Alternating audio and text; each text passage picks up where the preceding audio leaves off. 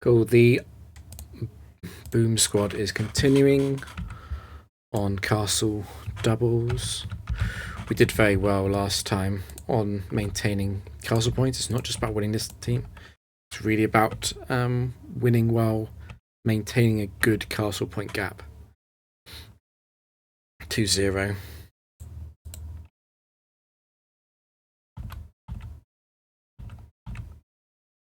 So I'm just double checking whether it's 700, which is correct. I'm going to equip the leftovers on the stall-based arrow immediately before committing to any future decisions, just so I don't forget it. This is Mammoth Swine 4, but it's a 21 IV Mammoth Swine 4.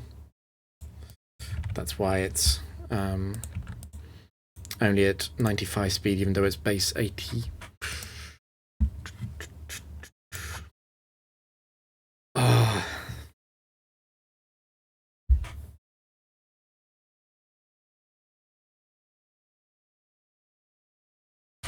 Let me just check my notes on this.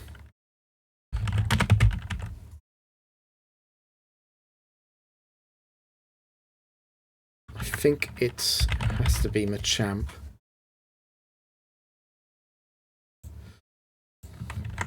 What I'm trying to figure out from my notes is if this is always Machamp 4 or not, and I think it could be Machamp 3.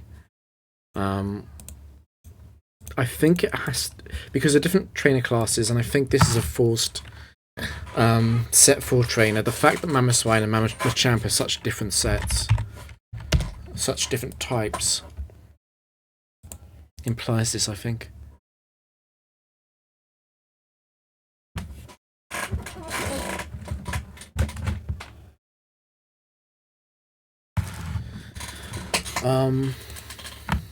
Anyway, the last Pokemon is Licky Licky. This is a tricky one because I'd normally be fine, but I can't predict what Machamp will target. It can target Gengar or Azelf with its move. And if I guess wrong, I think Azelf can probably survive. It's Gengar really that might need a Focus Sash to make sure that it survives turn 1. These Pokemon both die to Azelf's explosion. I don't think Licky Licky is ever going to be using Power Whip on Gengar at the end. I think it's always going to be targeting the Aerodactyl, which means I think I'll have to go for... I'll probably have to go for Toxic. Alternatively, Gengar can explode.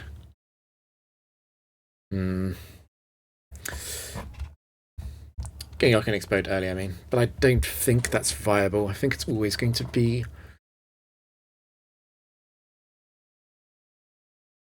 there's one thing I do need to plan for, which is what if Machamp burns Azelf? And because Machamp is slower, that is very annoying.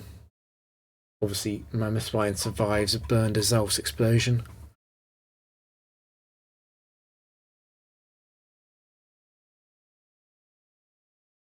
We still can take out Mammoth Swine. We can Shadow Ball it. And if Machamp does that, it means it didn't hit Gengar. And then the following turn, I can explode on Gengar.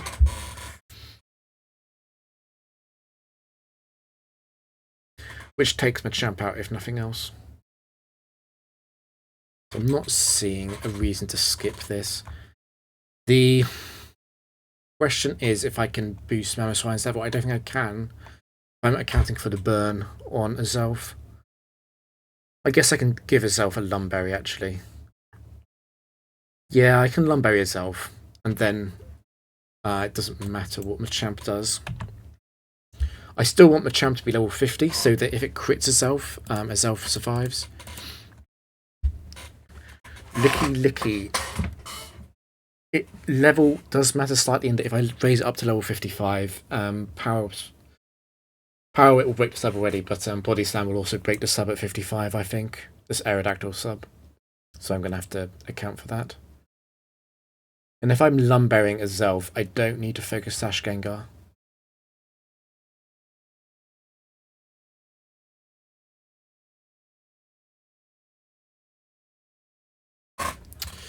So we'll raise this up to level 55.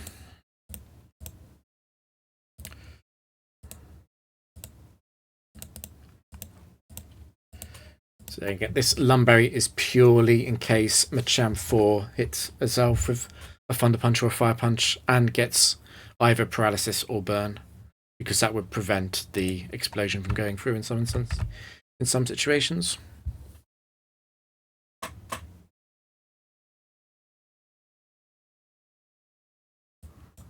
I don't care about Gengar surviving, so so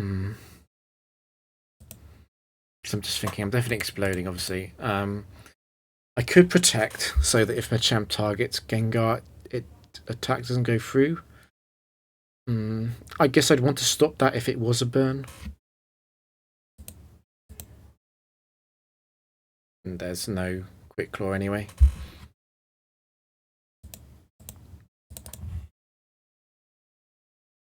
So because Power Whip crit doesn't take out Aerodactyl, and because Explosion doesn't hit Gengar, I'm just going to do this. And just waste the Shadow Ball.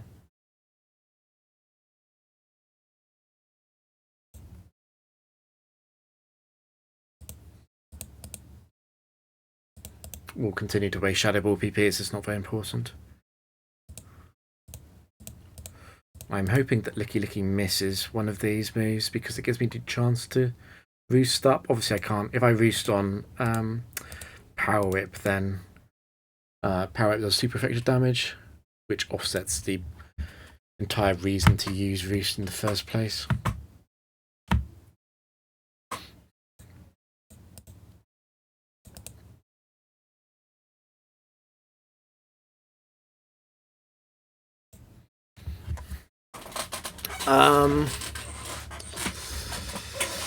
As things stand, I have to heal Aerodactyl on HP anyway, so I'm probably going to Roost here. Even though it means that Power Up does more damage, it's just a better outcome if Power Whip misses.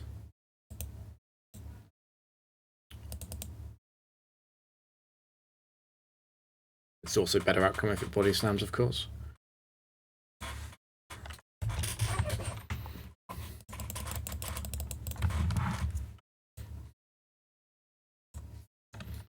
So that Lumberry on itself is probably useless.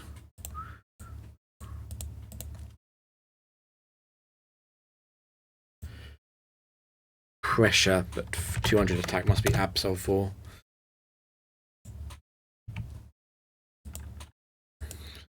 Again, I'm thinking set 4 trainer.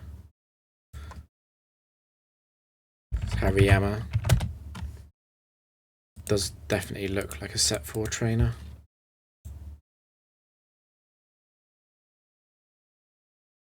And that's Kang.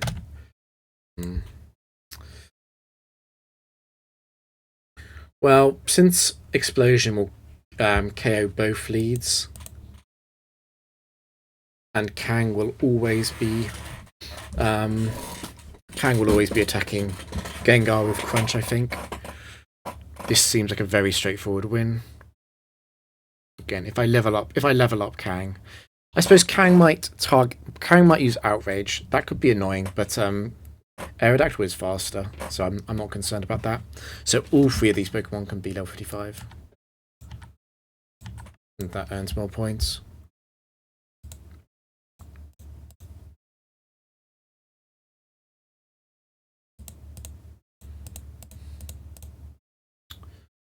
Yeah, because at level 55, Kang will always see a Crunch kill on Gengar. Arrow's at 132 HP, which could get annoying if Kang keeps crunching, but it's only got Crunch. An Outrage target is random. The Azelf might as well be at 0 HP for all the good it does. And Gengar too. I don't think single target explosion takes out Kang. That's why Gengar has to just sit there and Destiny Bond it.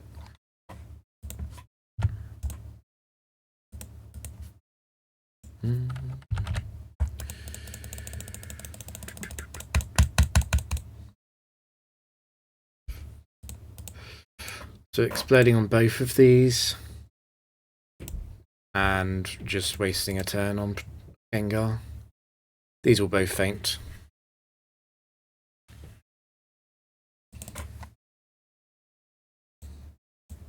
So we'll protect in case it outrages, but it should be targeting Gengar here with Crunch.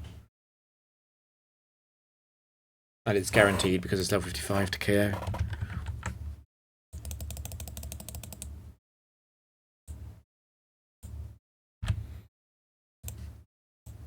So a very good start to this round. Earning points well. Pinsir 4 is very annoying.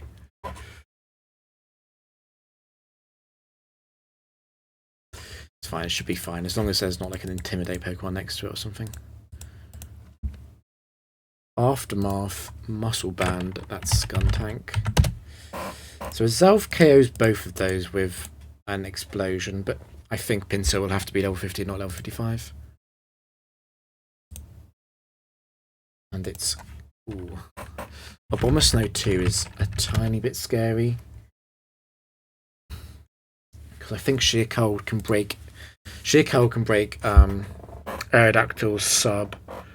And I also think that there is some kind of interaction that means Abomasnow 2 will not necessarily always Giga Drain Gengar, even though it sees a kill, because of the not very effective damage from the fact that it's a draining move. The AI doesn't like to use draining moves when they're not very effective, even if they can kill. Sheer Cold definitely can get a +1. It's not too bad. It just... I will need to... because Giga Drain only has 10 PP, I will need to heal Aerodactyl because of Snow Warning. To make sure that I have enough HP to outlast the hail, and so that I don't have to roost on a Leech Seed or something. It would be a lot safer to heal Gengar, but I don't need to do that. And I can Destiny Bond to test out what happens anyway. So Pinsir, actually, you know what? Because Gengar's not doing anything on turn 1, Gengar can Shadow Ball Pinsir, so Pinsir can be level 55. Abomasnow 2 can be level 55 because it doesn't change anything at all, I think. It guarantees that the sub breaks from Giga Drain is what it does.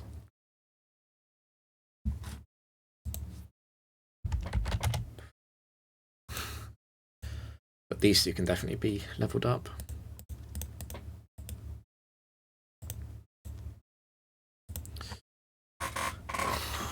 The Abomasnow I can level up and also take the opportunity to heal Aerodactyl. It's only slightly more expensive to heal the PP as well, so we'll heal both.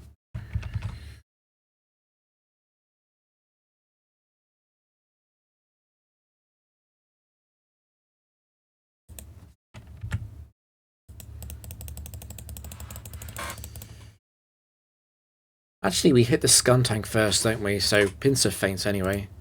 It's not a roll because it's going to be single targeted. We'll use Shadow Ball anyway.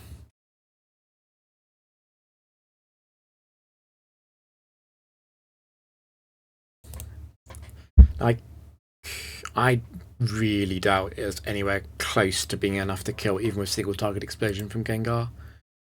So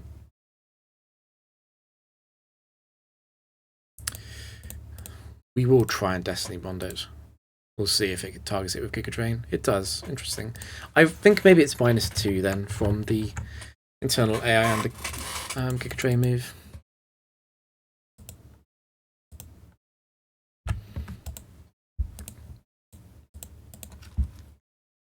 And the heal on Aerodactyl is not wasted because I'll be using that in the future probably anyway. This is Magnetone. Might be a useful flamethrower.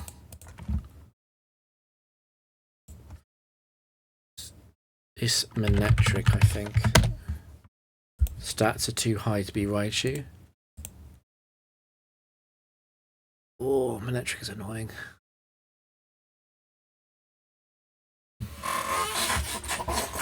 This might be a situation where we're healing Azelf and not Gengar, so Azelf can take the chance to take out Magnezone free with 2 flamethrowers. The last Pokemon is Medicham 1.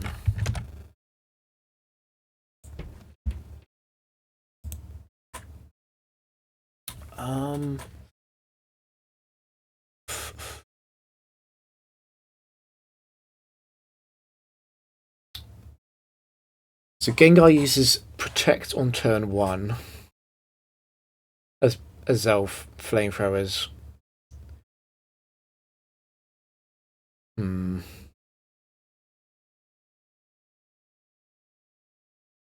It's awkward, it is awkward. I think I'm letting Gengar faint then on turn 2. Well, I can Destiny Bond on turn 2 actually. Because Destiny Bond will guarantee hit the Manectric. And then it's a 1v1 Medicham versus Aerodactyl. No, it's not. It's a 2v1. Azelf isn't going anywhere. And I can definitely win that with Azelf as well. Okay. I think that's the entire strategy. Does Magnezone 3 survive 2 flamethrowers at level 50? 5.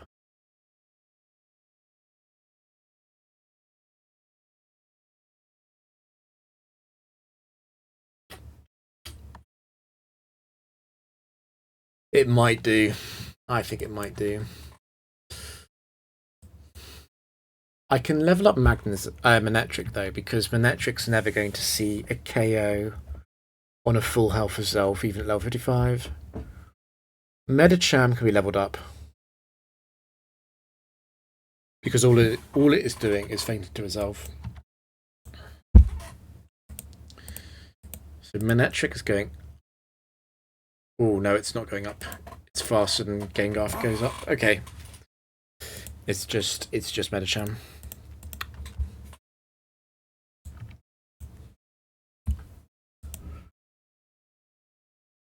Yeah, it's just that. Azelf needs healing.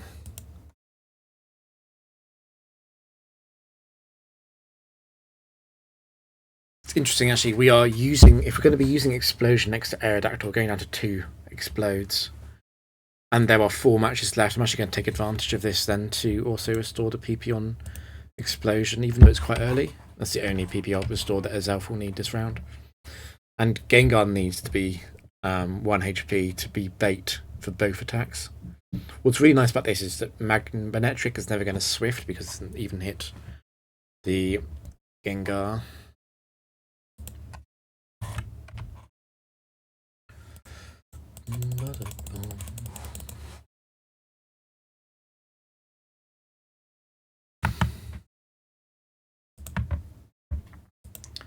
So we get a 2-hit KO on the Magnezone, and we will protect. They're both guaranteed to attack the Gengar. And then we will Destiny Bond to take out the Manectric, without worrying about missing Bright Powder. And it's a 2v1, and Azelf wins these. That's fine. Because Aerodactyl can still substitute.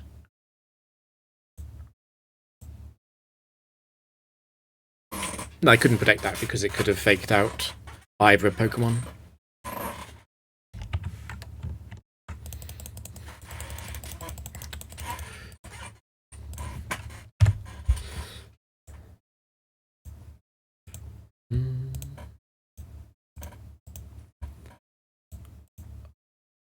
Focus Band is Frostlass 2. It's an annoying one. Because obviously Gengar takes it out in one shot with Shadow Ball, but it's got Focus Band. Very annoying.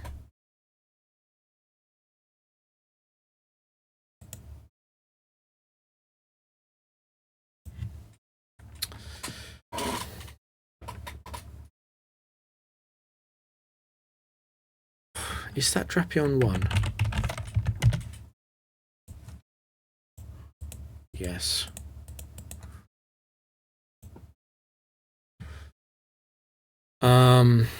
Cassidberry, Miss Magius.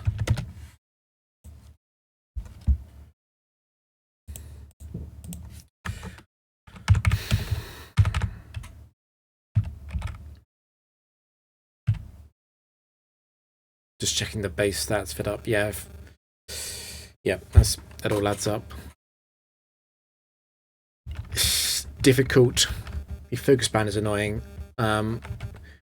Explosion does take out Drapion.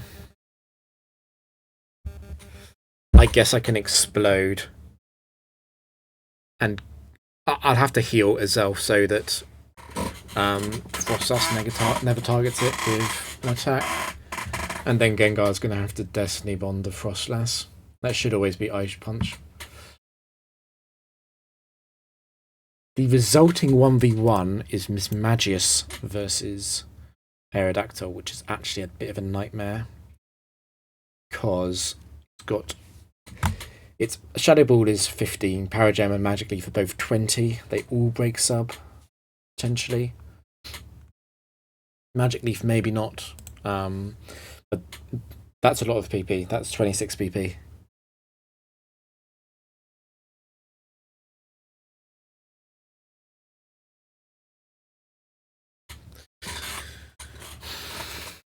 Yeah. And Shadow Ball crit. Because Shadow Ball won't be used much until Paragem's out of PP, and then it'll be random. And Shadow Ball crit will take out Aerodactyl.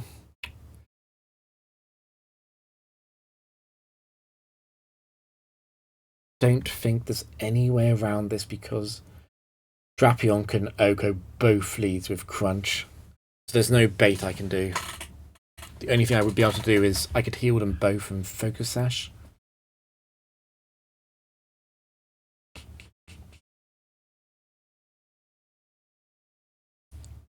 What I could do is heal Azelf, fling a Flame Orb onto Drapion, and then Destiny Bond does take out Frostlass. However, Miss Magius Okos herself. This is a difficult one. This is a difficult one to win directly. Let me think. I can't manipulate Frostlass and Drapion so that Drapion's faster than Frostlass, which is what I would want to do. It's impossible. The gap in their speeds is too large. It's 162, 115. Yeah, it's too large.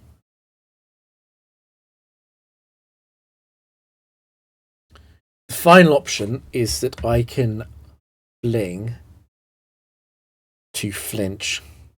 So I can flinch the Frostlass. It's just not achieving anything though, is it? What if I flinch Drapion?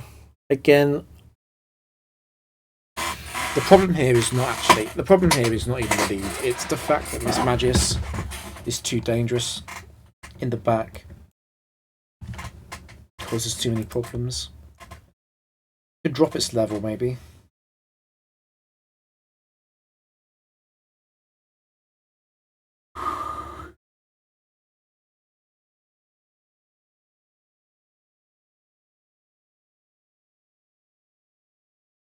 I know I can't skip this. I'm very aware that I can't skip this. I am going to have to go for what I said at the start, which is to just explode onto Drapion. Destiny Bond out the Frostlass. And then Aerodactyl just has to stall out Miss Magius.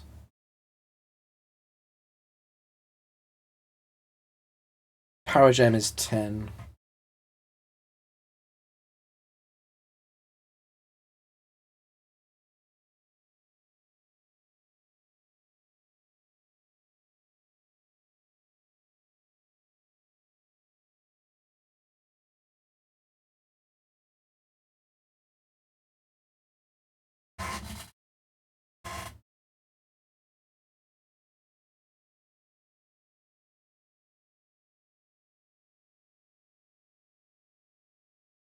I will have to use rest. I will have to use roost on. Oh, it's difficult actually, because when I'm roosting, magical leaf gets doubled in power on. It's going to do a lot of damage. Crit magical leaf is going to take out Aerodactyl, isn't it?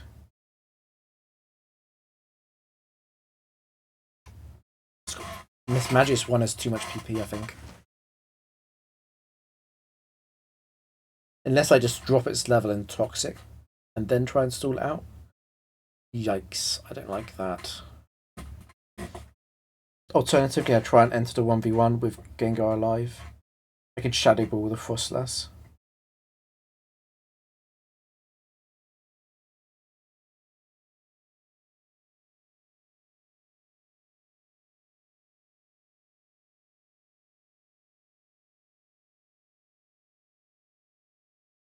Gonna have to heal them both if I do that. So I heal both. Shadow Ball on Frostlass. And if that fails, I'll Destiny Bond out the Frostlass in the following turn.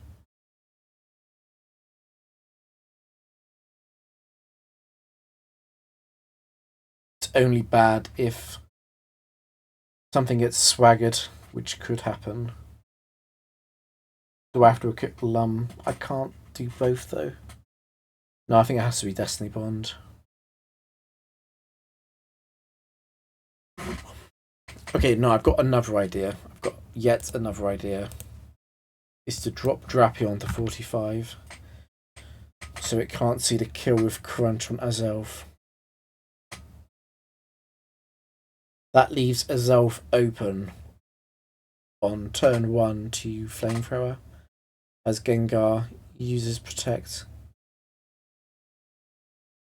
So Azelf can... Oh, this doesn't... It doesn't work. It doesn't work. It's not enough. Even if I fling a Flame Orb, it's just not going to be enough.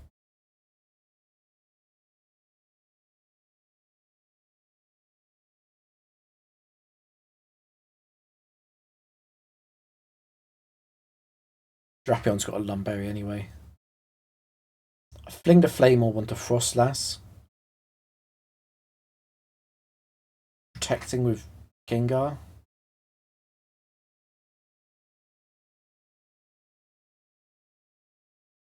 And then I can explode and Shadow Ball. I like that though, because that means that I'm very likely to get the 2v1. Even if I don't, I get at worst those crit odds with Aerodactyl I mentioned before. But that's a double level down.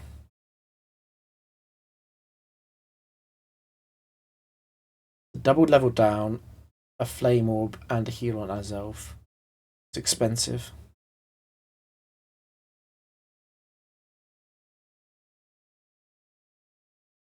What else can I do though? I think that's it. I think that is it. Best line. So that's 1 drop. 2 drops to protect against a crit, and this one so that it doesn't target itself.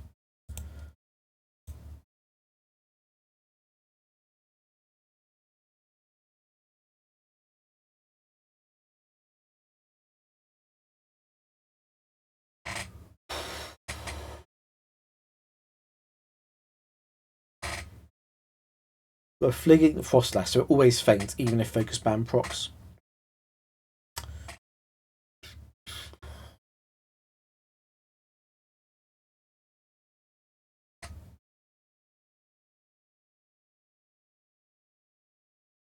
Yep, okay. And then you have to be healed. And you need your Flame Orb.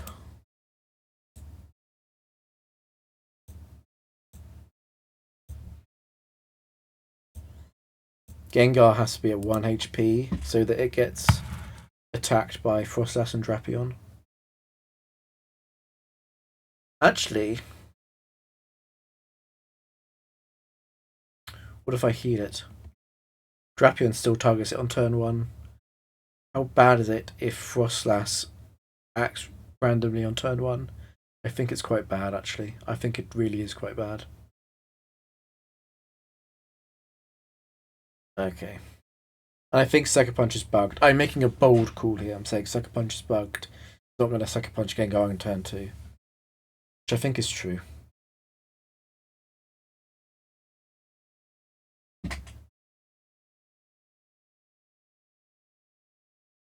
Yet another idea has come to me, which is... what if I switch out Gengar on turn 2 as I Flamethrower Frostlass? Does Aerodactyl survive those two?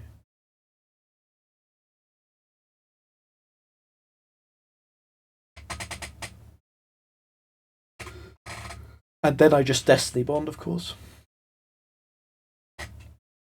And Miss Magis is faster than Drapion.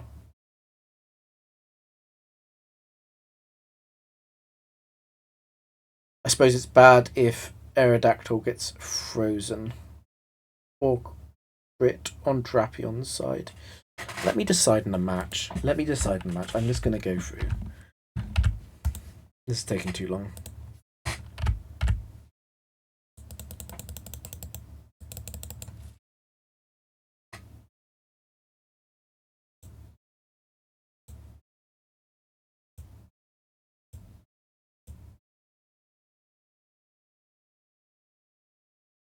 Yeah, it's Ice Punch again. I'm pretty sure that it has to Ice Punch.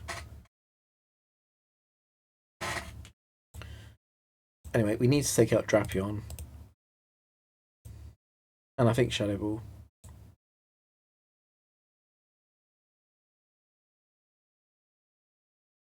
And it does get the Focus Band. Classic. So it is the 1v1 we're playing out.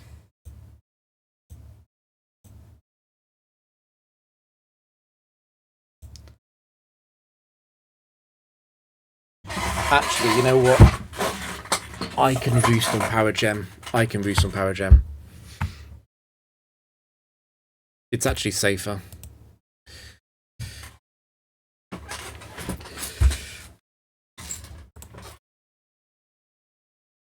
It's actually a lot safer to roost right now.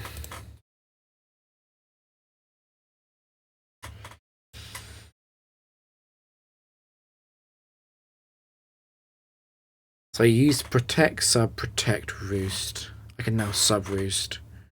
I'm at full HP before the Shadow Balls start coming.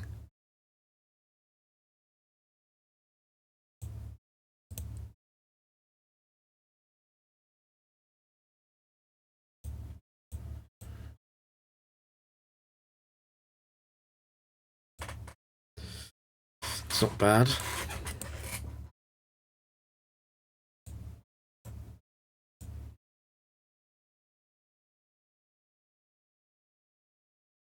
Power Gem is 10 PP though.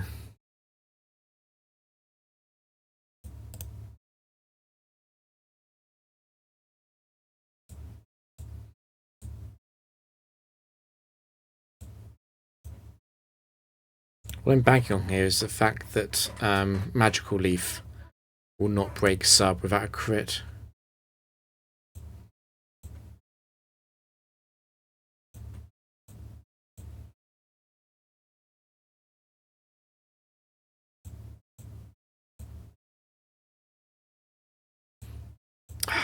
I want the Magical Leafs to hit. Yeah, there we go.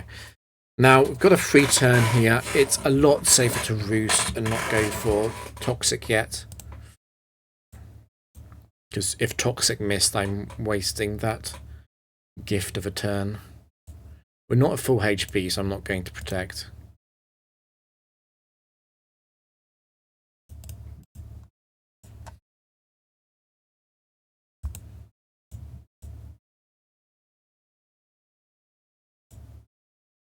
I will Toxic now, though. Or will I? I mean, the appeal of Toxic is that at this... it's probably going to have to be a PP heal on... it's probably going to have to be a PP heal anyway on Aerodactyl. So actually I don't want to kill it. Yeah. I'm going to have to heal the PP. I'd want to do it so I don't have to also heal HP.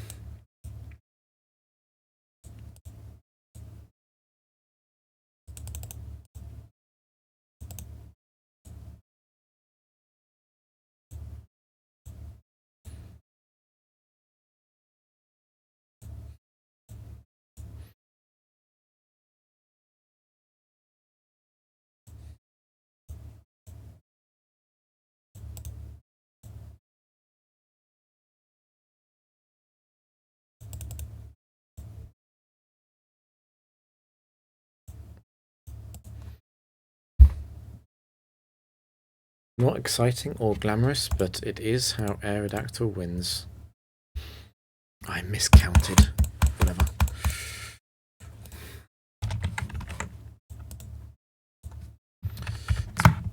Aerodactyl might not actually have to heal at all.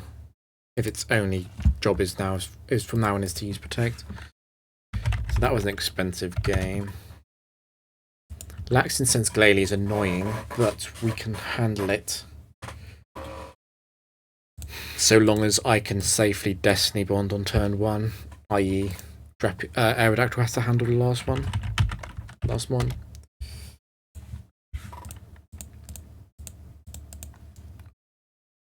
What is the last Pokemon?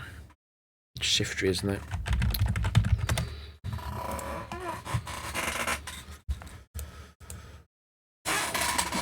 Well, Shiftry is Aerodactyl fodder. The Seed Bomb PP is annoying. I think, yeah, it's 8. It's 8 PP that I have to stall out. It's going to be an Aerodactyl heal. The good news is that I can just explode and Destiny Bond on turn 1. Because then Articuno has no tricks up its sleeve to survive the explosion. And that also means that I can raise Glalie's level.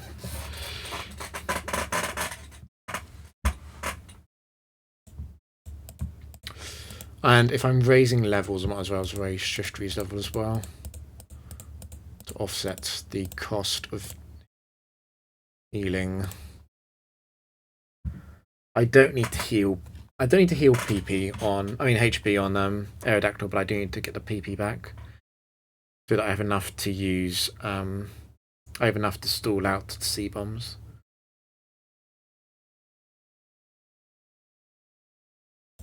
Yeah, it's just the PP that needs to be healed. I said Azelf is exploding on Articuno 4 and Glalie 4. I do not need any kind of damage assistance to take those two out, and then Destiny Bond, obviously, not healing for that.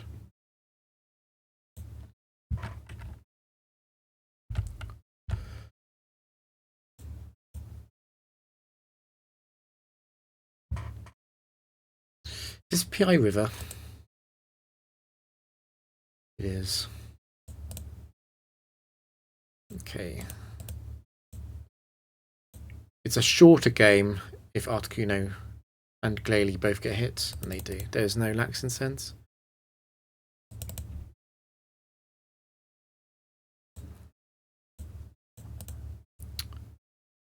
We'll Destiny Bond. We could heal Aerodactyl slightly by double protecting, actually.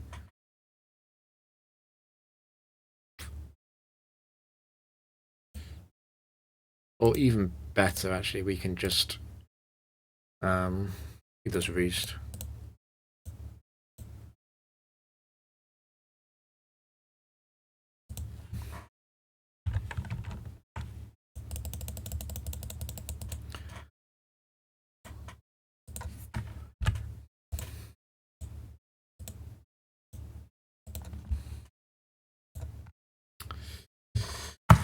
Umbreon 1.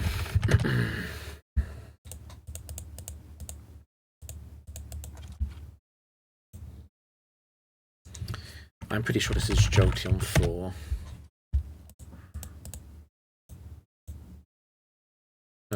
Which is slower at least.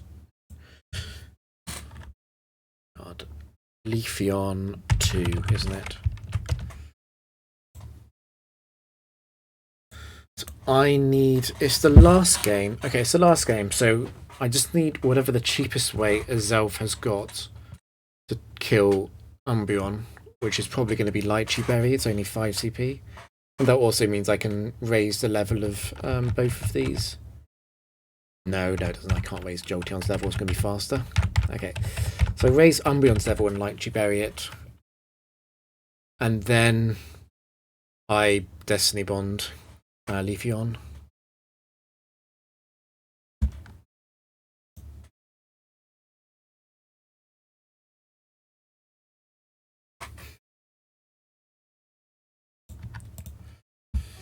Cool. So level 55 Umbreon. Level 55 Leafeon. And I have to leave Jolteon alone. I need a Lychee Berry.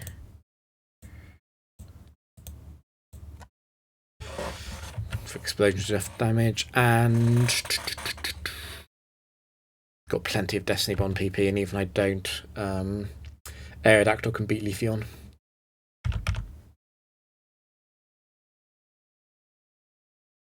Jolteon acts before Gengar, but it doesn't matter because it'll be dead.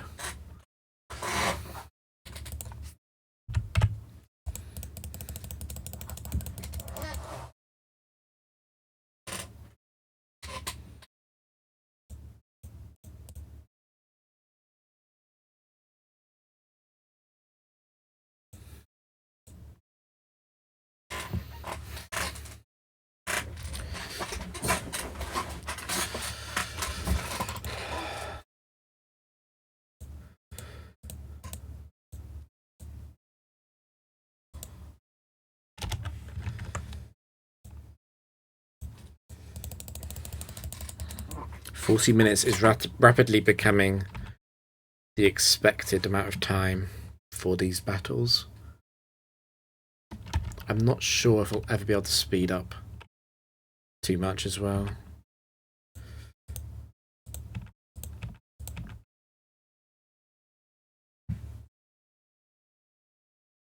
I mean, it's not too bad. I can't imagine going much faster than this. It would mean cutting so much time out of analysis. Short games might be able to be played faster, like really obvious games. But the complicated games, I need to figure out the most point-efficient way through it. Slaking is a funny lead. The whole team runs Protect, so we don't care about slaking. Lax and Sense, so annoying. Claydol.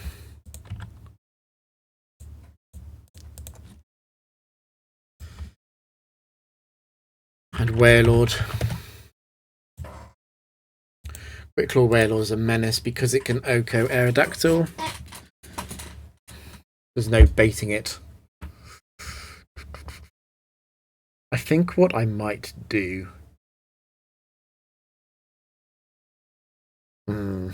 I can protect on... can double protect turn 1.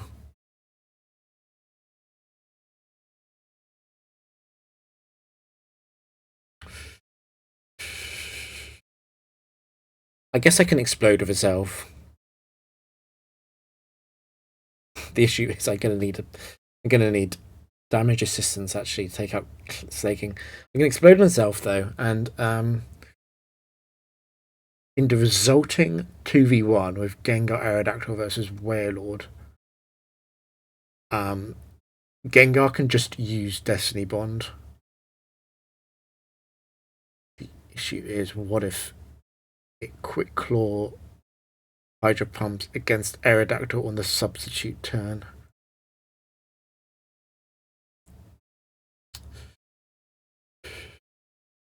Because I can protect, explode, but Wailord can kill Gengar on that turn if I try and protect and explode.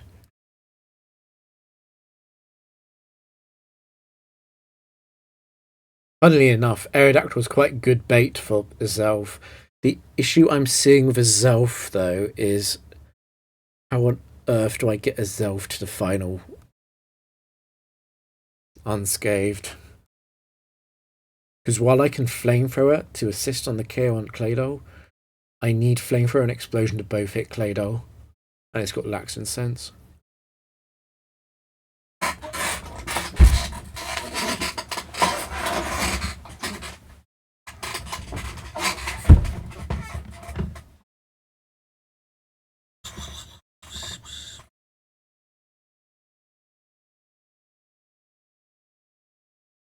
This is a surprisingly difficult match, actually. Didn't think it would be too bad when I opened with Slaking. I know I can double protect on Slaking. The issue is on turn 2, Claydol 4 will see a KO with Zen Headbutt. Even if I drop his level, it's going to see a curve, then headbutt against Gengar. And seeing a KO against Gengar is a problem because Gengar's the one that's got Shadow Ball it. In a scenario, I'm trying to take it out while keeping something alive.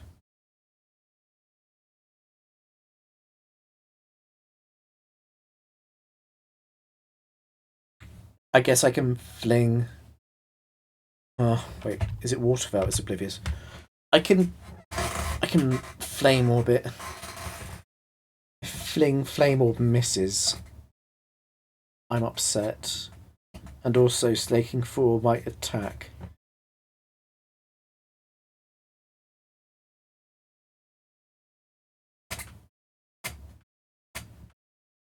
God, it's really, really difficult. I can't equip a wide lens either because Slaking is too bulky.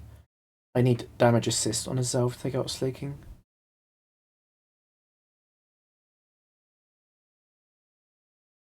Is it just a skip then? Is it just a skip?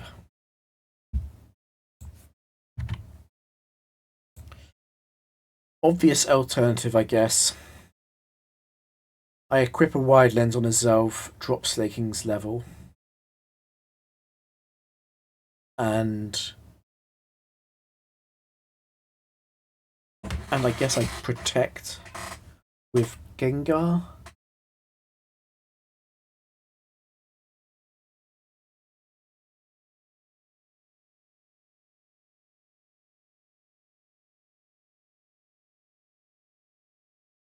I'm going to have to drop Wailord's level as well, aren't I? So that it doesn't target Gengar. That line is safe. The reason why it's safe is because Aerodactyl will beat Claydol. So basically Actually, I don't need to drop that. I don't need that then. All I need is... In fact, I can raise Slaking's level if I'm willing to give it. Willing to give... What am I willing to give as Alpha? It's much more likely to be Life Orb than a Choice Band, I think. So I won't raise Slaking's level. I'll leave it there. As Elf will Life Orb explode on it. I'll protect on Gengar. The following turn, Gengar explodes on a level 45 Wailord. The Wailord always targets Aerodactyl, so even if Quick Claw goes off, Gengar always takes it out. And then even if both explosions miss Claydol, Aerodactyl stalls it out.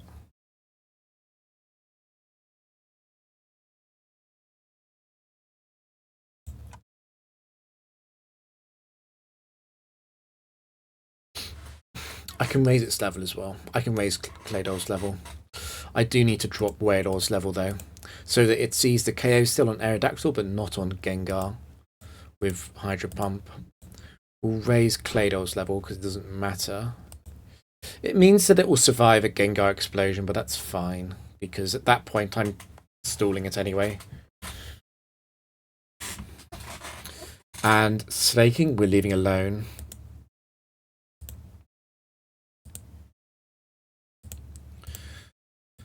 Buying a Life Orb this early is not too bad on herself. One final option, I guess. No. It's not an option. I was going to think about focus banding, but it's not an option because it makes Wailord behave randomly, and I can't let Wailord behave randomly.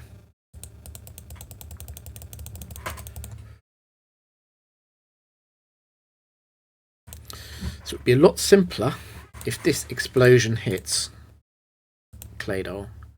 Not guaranteed though.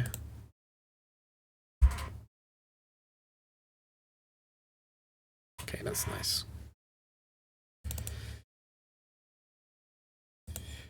So now Aerodactyl has to protect, and I need to blow up on Wailord.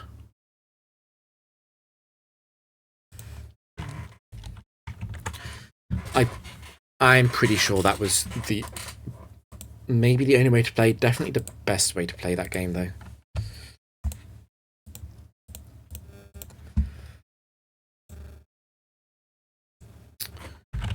Hero Cross.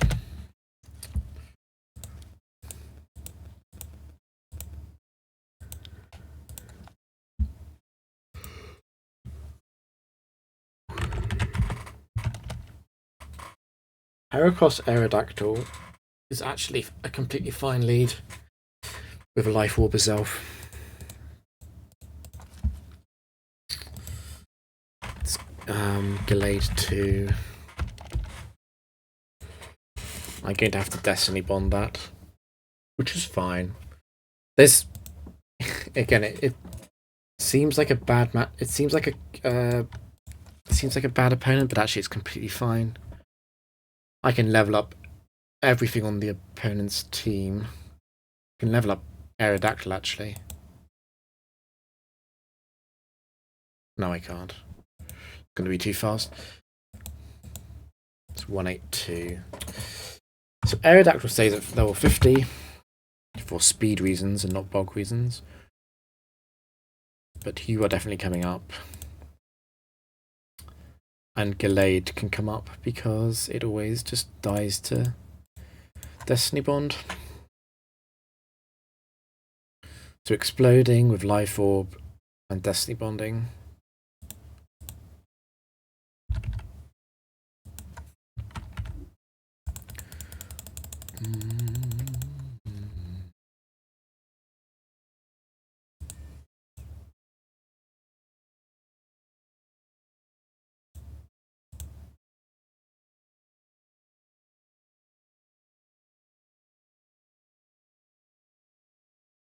Just thinking if there's anything I want to do.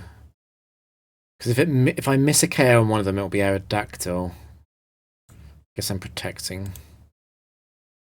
Just in case.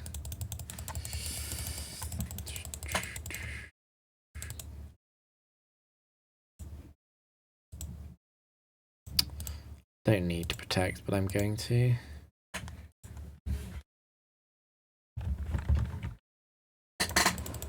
I've said it before, it's so nice how these wins just completely avoid so much luck. There's no worry about secondary effects because everything's just dying in one shot.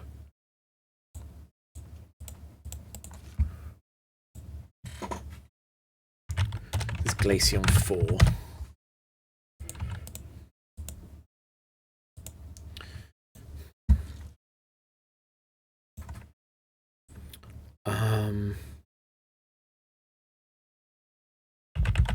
Is this Mamoswine? Not Mamoswine 2. Mamoswine 1 has Icy Rock. And a Bomber Snow 3.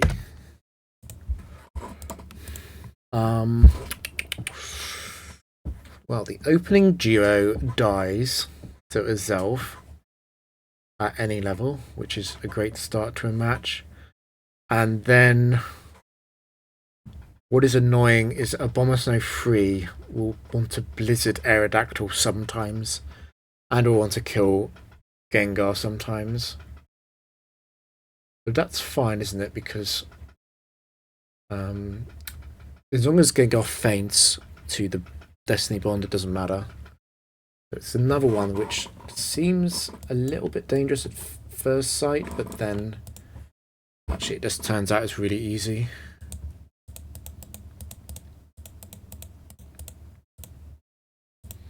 Let me think about this for a second. There is no attack which would kill. Yeah, it's got Energy Ball, Blizzard, Terrible. None of those attacks will kill Aerodactyl at level 55, apart from Blizzard, which has to hit Gengar. And Snow Warning is actually good because it means that it can't miss.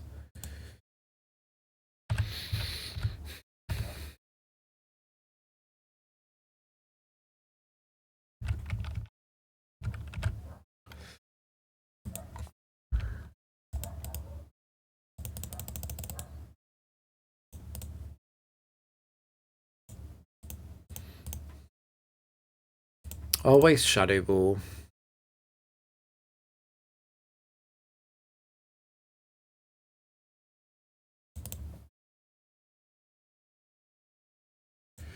So Protect and Destiny Bond. If it Blizzards, it might have been going for the kill on Aerodactyl. If it used any other move, it would obviously be going for Gengar anyway.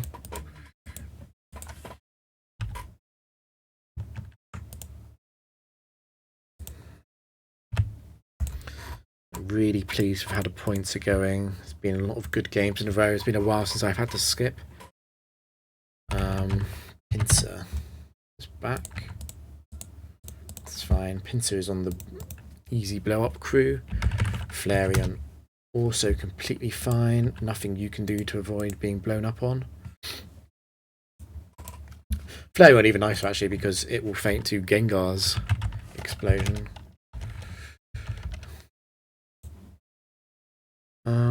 No, that's not Absol. That's Dusk Noir.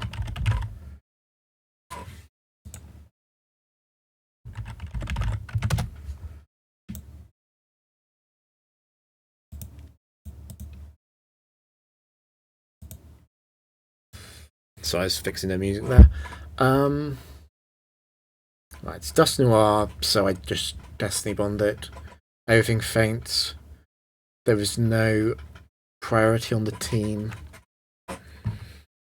And there is no way for them to dodge moves or activate any kind of focus bands.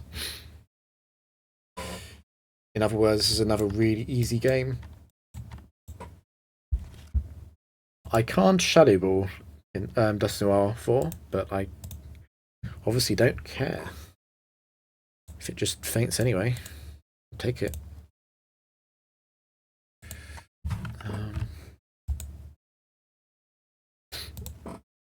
If I can level you up, I will Shadow Ball the Pincer slot just in case I'm wrong about the roll. I'm pretty sure that Life Orb easily does enough. I mean, it should be doing like 200 at least to Pincer, and Pincer's got 150 HP, so I'm very confident actually that won't be necessary, but I'll still do it because Shadow Ball is the most wastable move. So, Shadow Ball.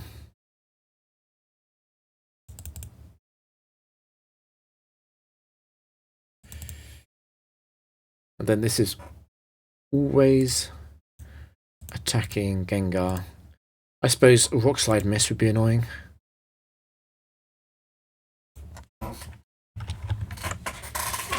You don't get that.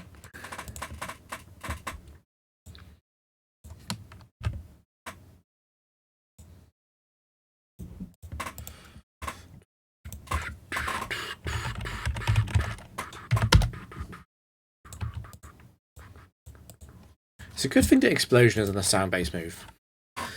Because they could have tried to justify that, probably. Swiftwind is Ludicolo. This is a 21 IV trainer, isn't it? Yeah. Shell Bell. Blastoise.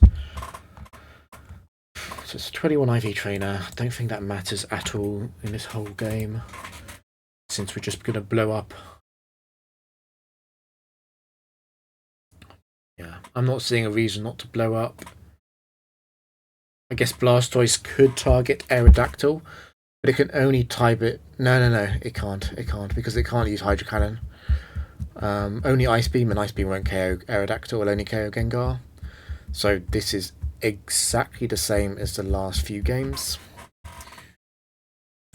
which is, I guess, boring for viewers and VOD watchers, but it's what I always like to see.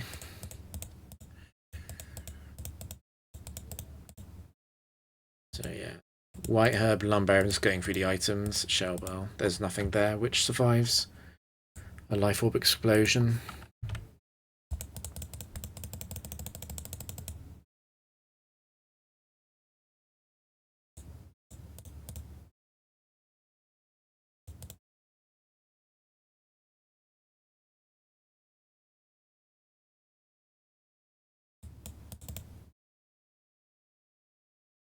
And Blastoise always targets Gengar here. Can't choose Hydro Cannon at full HP. It's just not allowed. It's not considered a kill move anyway.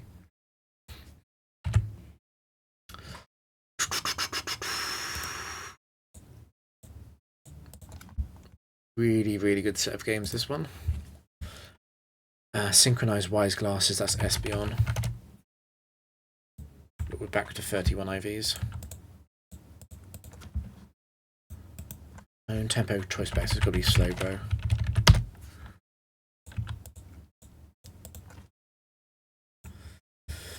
Never take modest leftovers. I think that's Cresselia, just by looking at the numbers at least. So set 4 trainer. No, it's not. It's a psychic trainer. It's a psychic trainer because Slobo set 3. You're set 3, but you are max special attack, aren't you? And because you're not defense invested, I can get you. Even at level 55, I can get you.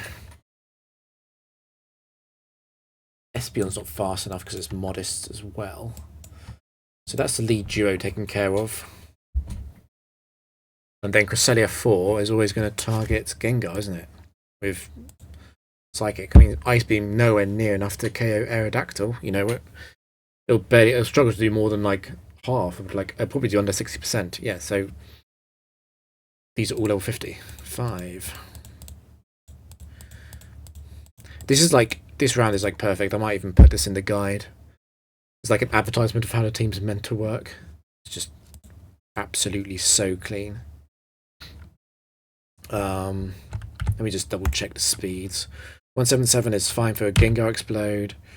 So, and a Zelf Explode, obviously. None of these abilities or items affect accuracy or priority moves. So we are blowing up. And you know, even if Slowbro could survive this, which I don't think it can, I still get to Shadow Ball it anyway on turn 1.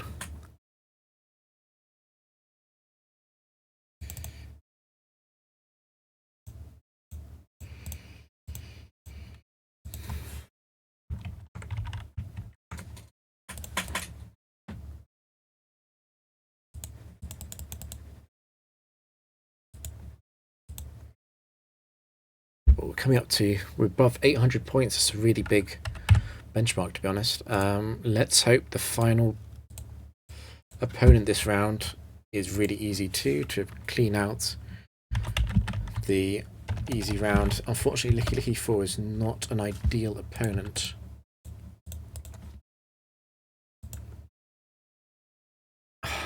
Manetric 4 and Licky Licky 4. The double evasion item is super, super annoying. Just thinking what I can do. I could have a Zelf Protect on turn 1. They'll both target it. And I can then try and Shadow Ball. The issue with that is I'd be Shadow Balling the fast Pokemon, which is a Pokemon I'd be taking out on turn 2 of Destiny Bond anyway. But it's one of the situations where it's like, what's the chance they both dodge? It's a 1%er. And they have to both dodge for Destiny Bond to fail.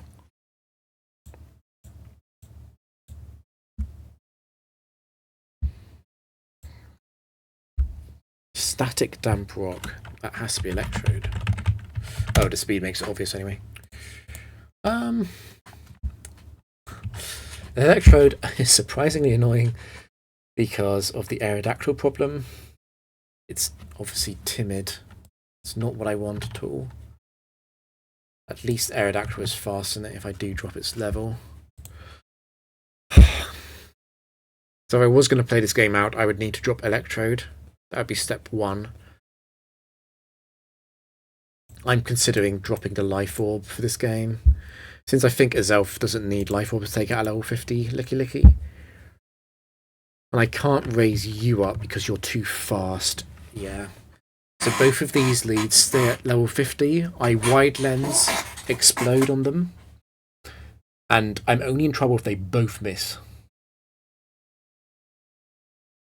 Which is, it's a 1% times a 1%. It's like, it won't happen. It really won't happen. And then I Destiny Bond just in case one of them survives, which is a reasonably likely event. You know, it's about 2% chance that one of them gets the dodge, since it's a 1% dodge. And then the final 1v1 is easy, so long as I level down Electrode. So that's 15 to level it down. And I'm going to have to buy a wide lens on a Zelf, but that's it. I don't have to do anything else. In fact, I don't think it even sees a kill on... I don't know if Electrode 3 will even see a kill at level...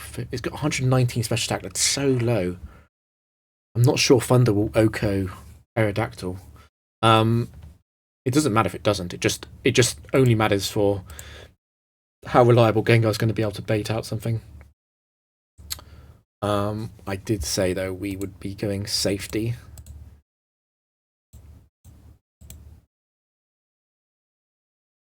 So we will wide lens explode. Yeah, we will wide lens explode and Destiny Bond. We have enough PP to do that. And then Aerodactyl easily has enough PP to stall out Electrode, because Thunder's only 10 PP. Cool.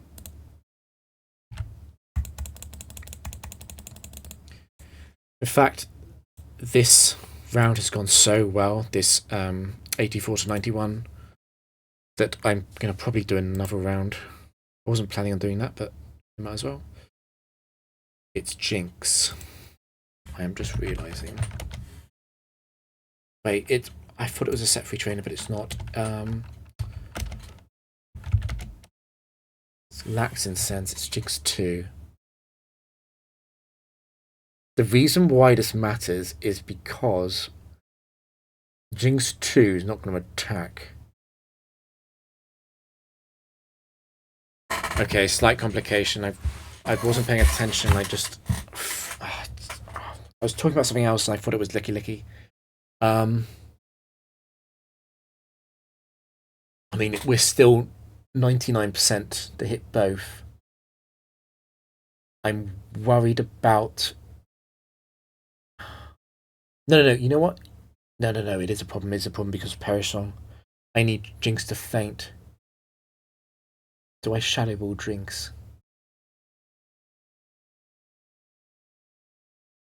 Or do I protect? Manectric is faster. I do need to Destiny Bond, I think, because of Manectric. If I Destiny Bond and Jinx 2 survives and it Perishongs on Aerodactyl, that is so bad. I'm not sure what the Perishong AI is like in doubles, though. I'm not sure if it would understand that it shouldn't do that or not.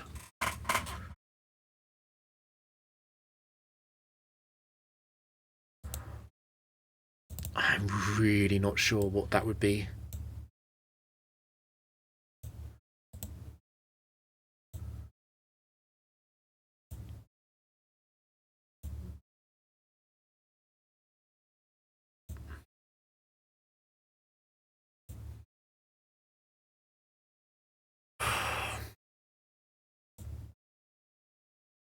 So the thing is, Perishong, if Perishong hits Aerodactyl,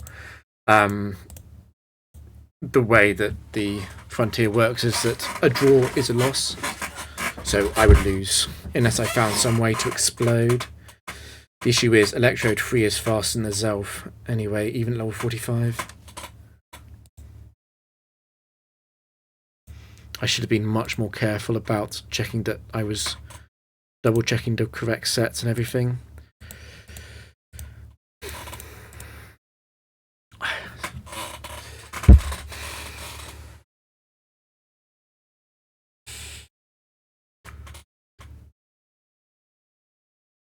I'm trying to think what the fling power on wide lens is. Because Jinx has got such low defense that fling would take it out if it was base 80, I think.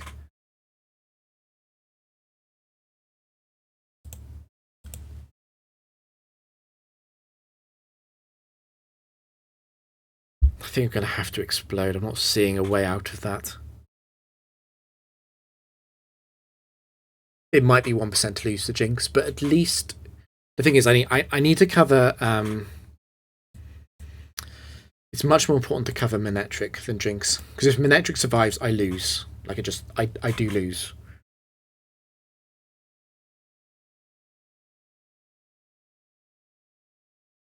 I think if Jinx survives, things get weird.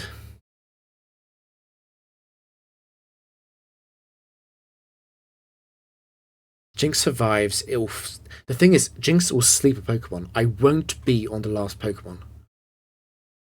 And Gengar will always get off Destiny Bond. Even if Gengar's asleep, Destiny Bond will be active. Electrode will try and hit Gengar with Thunder. So because it's still... I do need to cover the Manectric. If I miss both, I miss both. But I already knew that was a problem. So I do have to cover the Manectric. Okay, that's good. That's... Okay, good.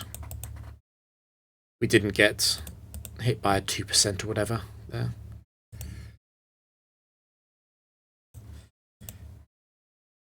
Again, I don't think it can even attack Aerodactyl. Rain Dance is interesting. Very interesting. Does that mean this trainer has a weather flag then for it to be +5 and beat out the +4 chance of using Thunder? Anyway, I've got one more Destiny Bond, I might as well use it. Hyper Beam. That's so weird. Well, I guess I'm blowing up.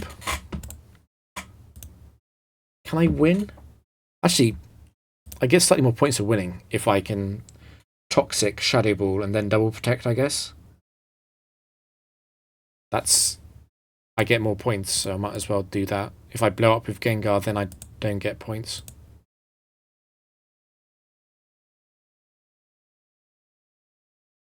It's not going to be dead next turn. I can go on the Double Protect on Gengar, and it might not target Gengar anyway.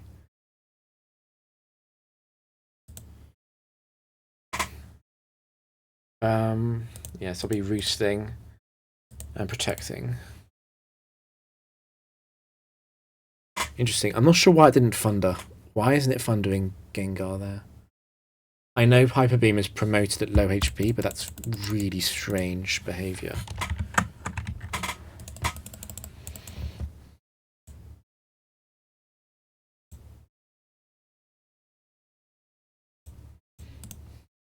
Really strange behavior there.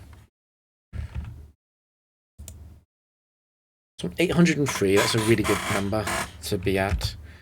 Very comfortably above 0, which is the concerning number to be above. I mean, if I get low, I'm just going to be switching to a different team. And to be honest, it's quite arrogant to say, but I kind of back myself to win a round with a very offensive team. I know what I'm doing. So, equip the leftovers. Pay more attention to the stats this time. It's Miss Magius. It's definitely Miss Magius as well. And it's definitely 21 IV Miss Magius.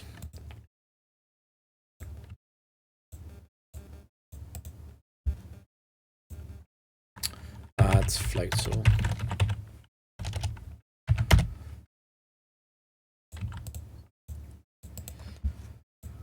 Ooh, what's your name?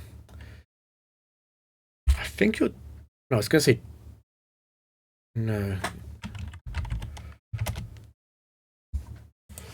Interesting. My mind was leaping to Dragonite, but I was like, no, it's not Dragonite, it's not Dragonite. Look at the defense stat, it's way too low.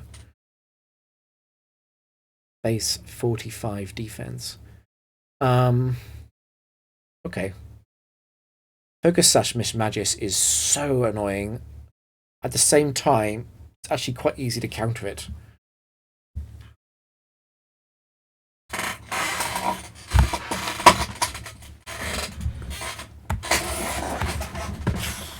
Actually, you know what? I was going to go on about King's Rock and stuff. I don't even need to do that. I just Flamethrower and Shadow Ball it, and it faints. Floatzel's going to crunch Gengar, probably. But whatever gets crunched, the other thing explodes when it's next to Aerodactyl.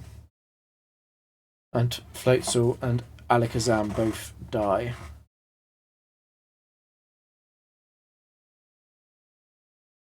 I'm not seeing a way out of that for the opponent. It raised Floatzel's level, so it definitely sees the kill with Crunch on Gengar. The issue is, at that point, it's also going to see the kill with Crunch on Azelf. But that's actually not an issue. I don't think I care if that happens. I'll raise it.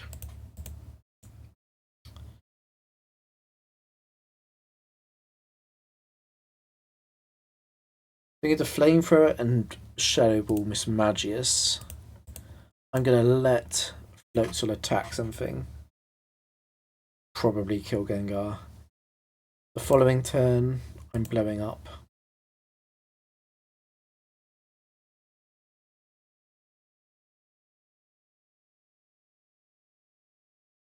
I'm not going to do anything else though, that's going to be it.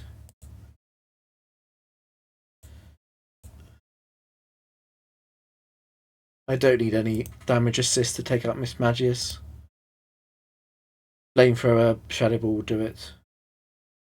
And I don't need any damage assist on the explosion. Gengar's explosion will take out Floatzel, I'm sure.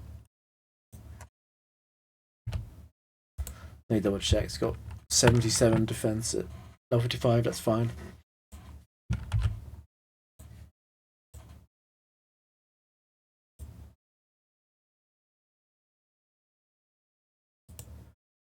Flamethrower, Shadow Ball.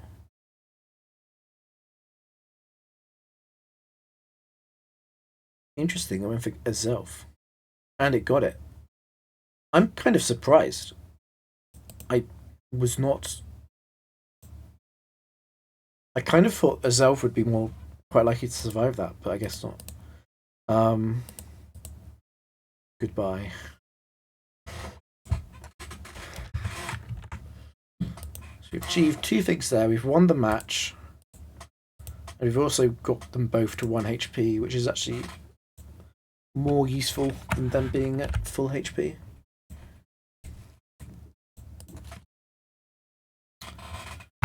More bright powder.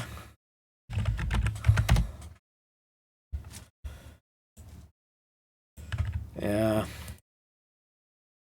Well, we'll see what the next one is anyway. Medicham.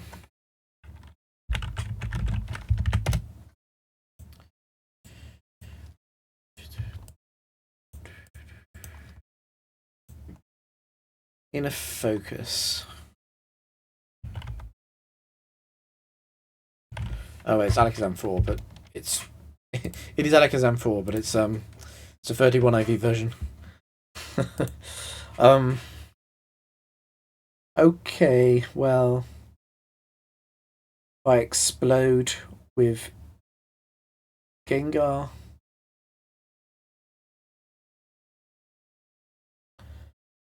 and protect with Azelf, and then I explode with Azelf and protect with Aerodactyl.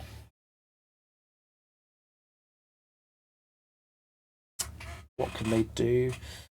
If Raichu 4 dodges all of that shit.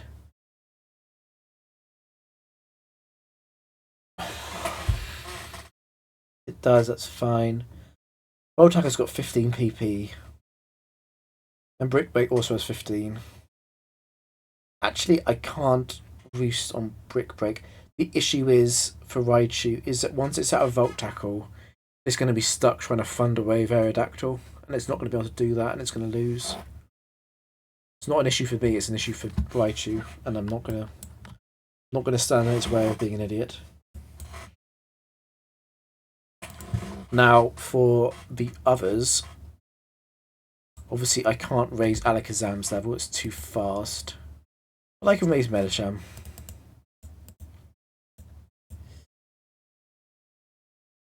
I'm leaving Pokemon at level 1, so Medicham can never use Detect. Yeah, I'm not seeing anything that can go wrong here. In fact, I can raise Raichu's level as well. It very slightly changes how much damage Brick Break does, but Brick Break is always going to break the sub, and changing it from being able to break the sub to still break the sub doesn't change anything. And return won't break the sub at level 55, I'm pretty sure.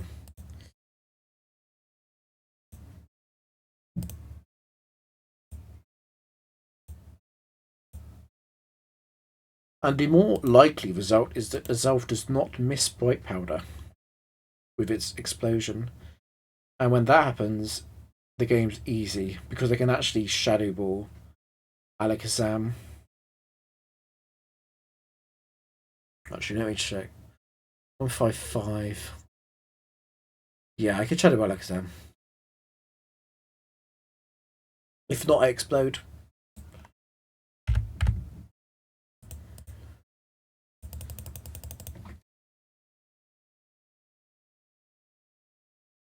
Actually, I can explode with Gengar. The reason I want to explode with Azelf, though, is because Gengar can potentially beat Alakazam with Shadow Ball. Is more useful. No, this is Protect, just in case Bright Powder goes off. No Bright Powder.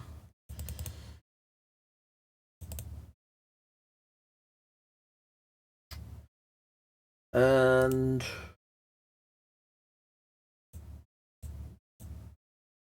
again, just Shadow Ball it. I get slightly more points for winning with something still alive.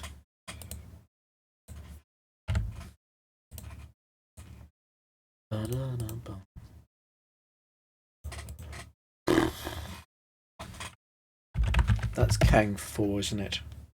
It's 21 IVs.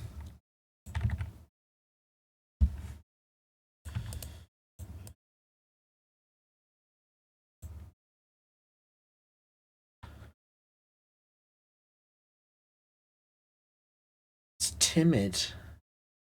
I think it's not Blaziken 2, is it? Oh, it's Charizard 4. Charizard 4 is also Bright Powder. Just drawing a blank on that. Don't like Bright Powder, but it's fine. I might be able to Destiny Bond it. Depending on the final matchup.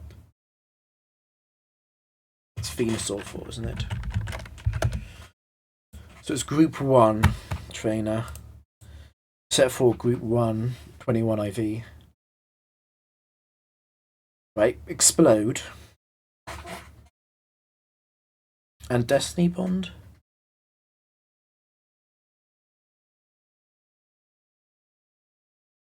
And then Gengar either explodes on Venusaur or Aerodactyl stalls it out of Sludge Bomb.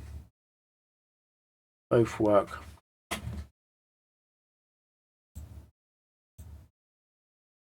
wonder if I could level up Venusaur. If I level up Venusaur, would it survive a Gengar explosion? That is a question. Explode. I feel like it probably doesn't. Anyway, Kang definitely does not survive. And Charizard can survive, but the reward for surviving is being Destiny Bonded. And Venusaur loses to Aerodactyl in a very simple way. It doesn't change if I level it up.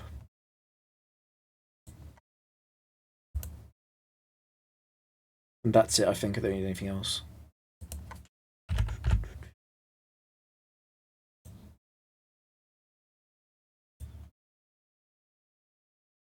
Yeah, let's see if Bright Powder activates, and if not...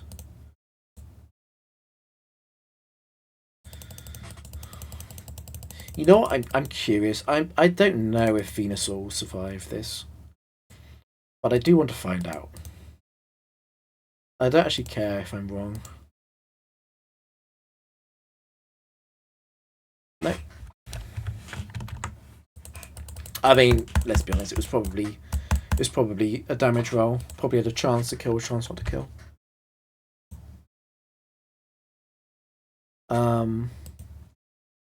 Yeah, anyway. We're 861, closing on 900 points. It's really good going. Viperia free. Very, very annoying. That might have to be a fling.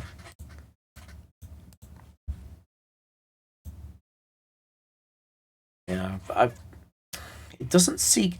You know, Rhyperior Freeze, it doesn't see a KO on a Zelf at full life, because although Payback can get it, it doesn't understand... The game doesn't understand that it gets doubled on when it's checking to see if something kills.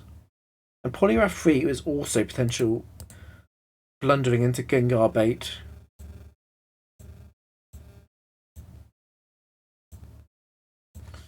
And that's Tyranitar 1, isn't it?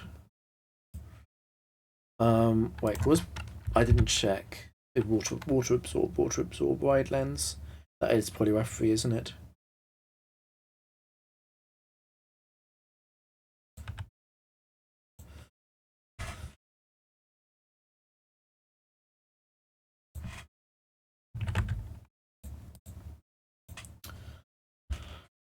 What I'm thinking of doing then is healing a Zelf, flinging a burn onto Rhyperior as Gengar protects and draws both attacks on turn 1. The following turn, I think... I don't know, actually. A Zelf will have to explode to get Poliwrath, won't it? And Gengar can be taken out on that turn. Oh, I don't like Tyranitar and last.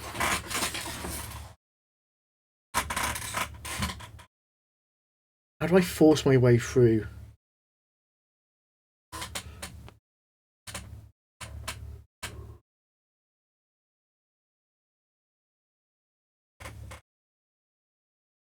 I guess I could Life Orb explode of Gengar.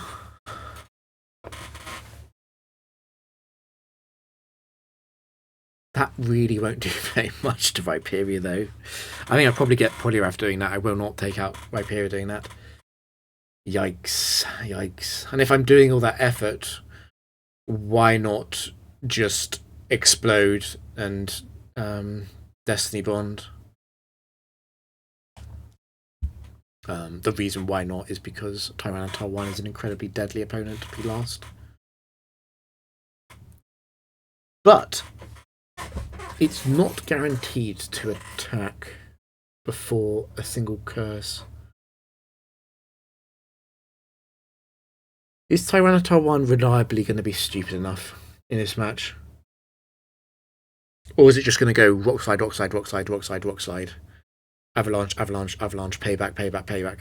Without a single curse.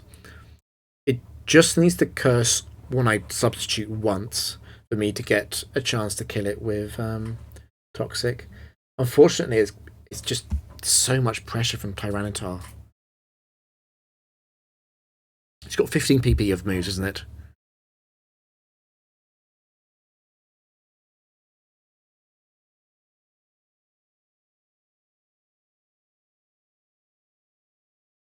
Oh, it'd be so close.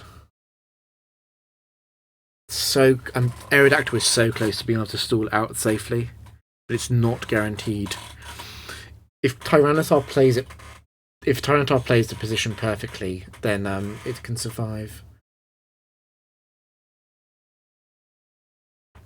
I tell you what, though, the Rhyperior, if I fling it and then explode, because Rhyperior is slower than Poliwrath, I wonder if I can get it with Gengar. One thing is for certain, I can definitely get it at level 45.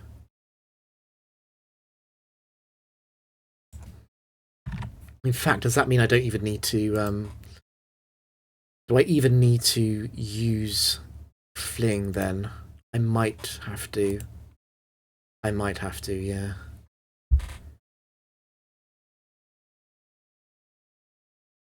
The Zelf can be frozen as well on turn 1 by Blizzard.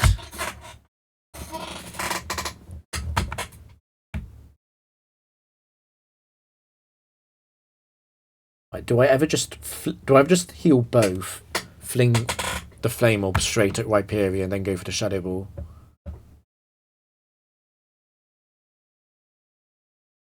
Probably not. I lower... Okay, what if I lower... Okay. Final plan, which I think is the best plan. I Life Orb Explode on the level 45 Viperia, and I Shadow Ball it. Tyranitar comes in, and always attacks Gengar, right?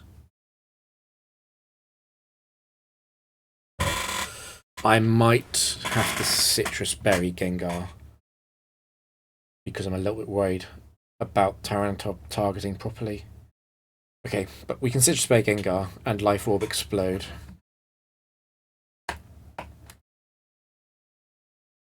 I think that's the best plan. I'm not so scared about the potential things that can go wrong in that scenario. Life Orb Explosion. Let me just check. Well, you have 200 defense. That's 180 at level 45. Single target explosion is going to do a lot. It's going to do 130-ish. I'm 177 attack, which is close to 180. That's why it's such a simple calculation. And Shadow Ball will do over 100, I think. Since you'll be sitting down at like 68 special defense. So I'm sending you down and exploding on your ass. Poliwrath doesn't have damp. Self-obvious statement. Now, I'm not sure how much I like leveling up Tyranitar. Actually, it's really good, isn't it? Wait, no. Leveling up Tyranitar is really good because it encourages the use of Rock Slide, which targets, or on Aerodactyl, which also targets Gengar. No, it's really good. And it can also pay back anyway, so I really like that. Okay, complicated one, but it's over. You don't need to be healed to blow up. I'm going to equip Gengar with a Citrus Berry. The reason for this is Sandstorm, basically. I do not want Rock Slide to miss Gengar and then taken out by Sandstorm, and suddenly I'm in a 1v1 with Tyranitar and Aerodactyl, which I know can go wrong. I know that can go wrong. It's possible. So Citrus Berry to heal a little bit. We don't need to heal more than that.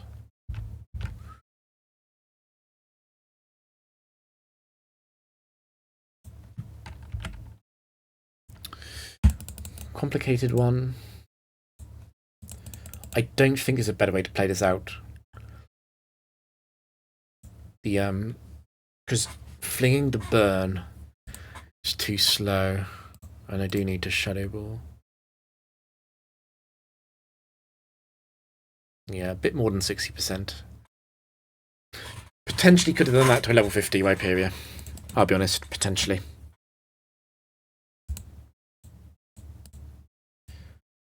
Please hit. Nice.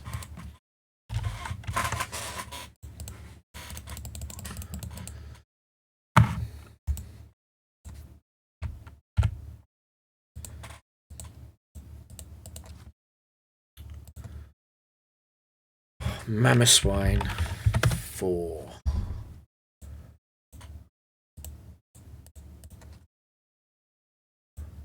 Water Absorb is back. It's Vaporeon this time. No God Element Quick Claw, I know what that is. That's Machamp. And I'm pretty sure because the other two are set 4, it's Machamp 4 as well. Machamp 4 not too bad actually because I can bait it.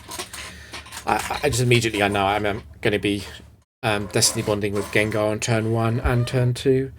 So that if it Quick Claws, the Destiny Bond from the first turn is still active, and I don't care. And the Aerodactyl I have is still at full life, so I can level up Machamp and it won't target Aerodactyl. And obviously I can blow up on the first two at level 55 with a Zelf. They aren't surviving. So what's the punish for this? The first two just die. They just get exploded on. And I Destiny Bond. Quick Claw does not work to beat Gengar.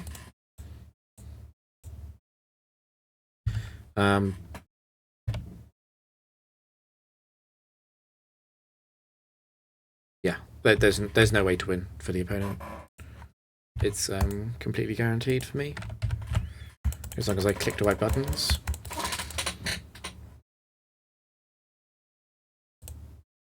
So we're blowing up, and we have to Destiny Bond to protect against the Quick Claw.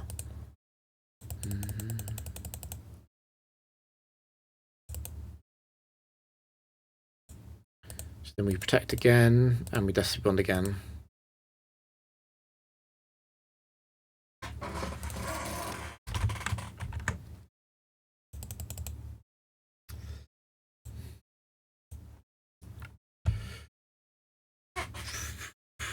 The champ 3 and 4 are still bad things to see, but once they're in the back, I don't care so much because of those Destiny Bond strats. Latias 1 is not actually a problem at all. It's not bulky enough to survive the explosion, obviously. Suicune also not bulky enough to survive since we have a Life Orb. So we're going to level both of those up, probably. Pressure King's Rock. It's Raikou. This is Raikou 2. So Raikou 2 is faster than Gengar, but Raikou 2 is not strong enough to OHKO Aerodactyl.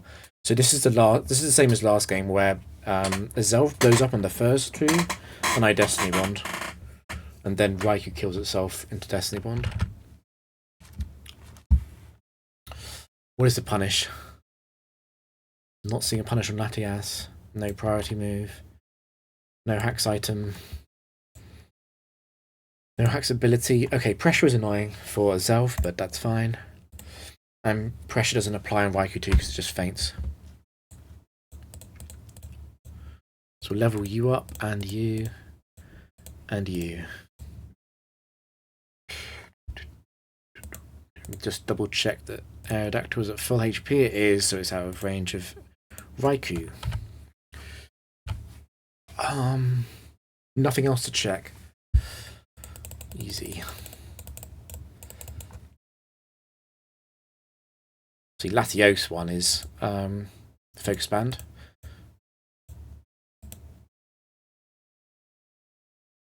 And we'll have 2 PP. We'll have 3 PP left because Raikou's faster. So we will waste a protect here. Just because it would be so bad to be wrong about the AI targeting. Might be 900 on this last battle if we don't have to skip it. Studied Action Sense Fortress 4, isn't it? It's a very bad set to be in the lead. A lot of things can go wrong there because it can, although I can Destiny Bond it, it can miss its Rock Slide into Gengar. And that's Floatzel. See a lot of Floatzel 4 recently. Absol. Okay, so I think again the Zelf explosion.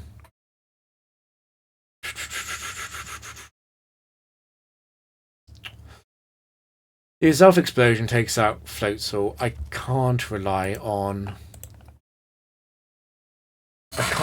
anything but Destiny Bond to take out Fortress. And then Absol 4 just loses. It has to Night Slash or Zen Headbutt. And I think it has to be Night Slash. I don't think there's any way it would want to Zen Headbutt Aerodactyl. Night Slash has 8 PP before it starts to use Struggle. I guess, small side note, how much does Struggle do to Aerodactyl? A crit Struggle probably does do more than half. It probably does about 60-70%. Is that a problem then? Am I worried about crit struggles from Absol? I guess I am a little bit scared. Let me think about this. It'd be 8 turns of it'd be 8 turns before Night Slash is out of PP.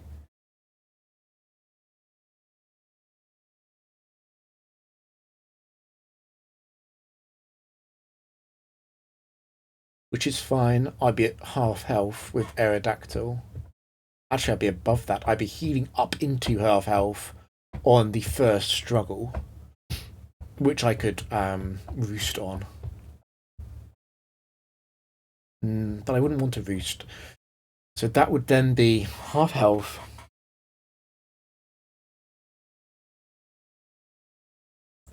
I would give it one chance to crit, I think, right at the end, the very last struggle. Is there a way to avoid that? What if I send it down to level 45?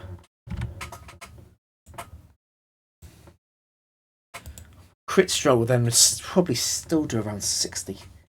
I think I'm underestimating the crit struggle at 50. Because I can raise the first 2. No, I can't. I can't raise up. I can't raise Floatzel. Raise Fortress. Here's another fun one. What if Fortress misses Rock Slide into Gengar? In that situation, my Destiny Bond actually goes through onto Absol. And it's Aerodactyl versus Fortress, which is totally fine. Aerodactyl wins that.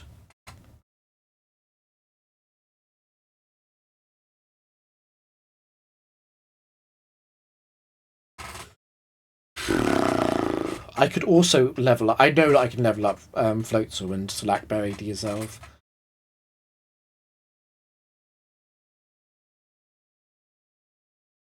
Another idea is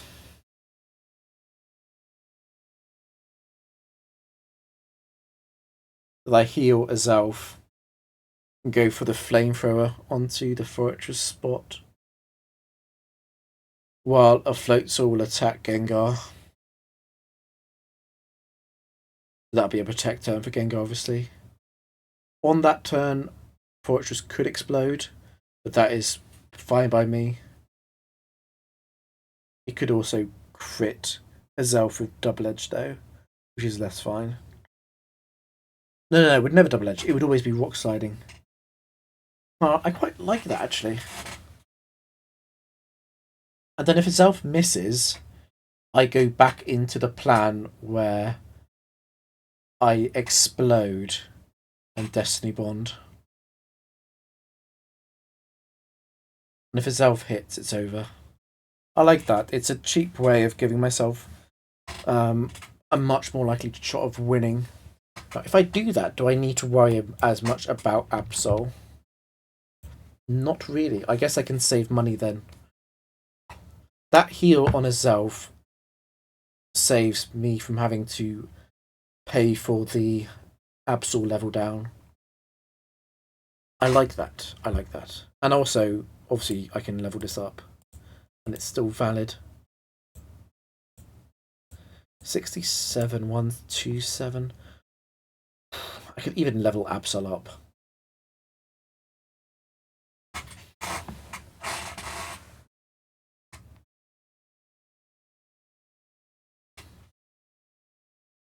I don't want to do it though. A level 55 Absol struggle does do a lot. It does so much that I would be beyond able to substitute. I got crit from full health. In other words, I would faint. And we're leaving Floatzel alone. Because if I level it up, it will be at 183. It will speed tie with Azelf. And also, it'll see a kill on Azelf actually if I level it up as well. Okay, so we're not leveling that up. We are healing Azelf. Because then Floatzel doesn't see a kill on it. We're leaving Gengar at 1.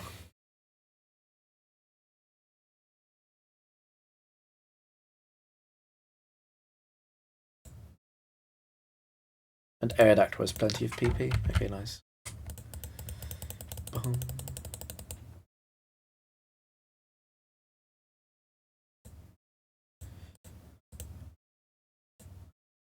So we are bait.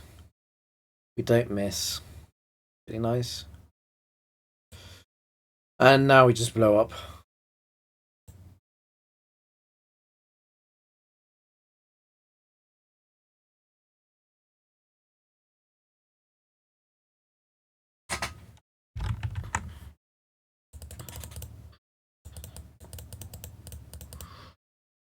I'm pleased with that lie, because it actually says the level down costs more than healing. I saved points by doing that, instead of going for the worst thinking for, which was leveling down the Absol. So 906. Pretty good. I could go for another round. Go above 100. Feels like an important benchmark. I haven't been streaming for 2 hours yet. I can go another round.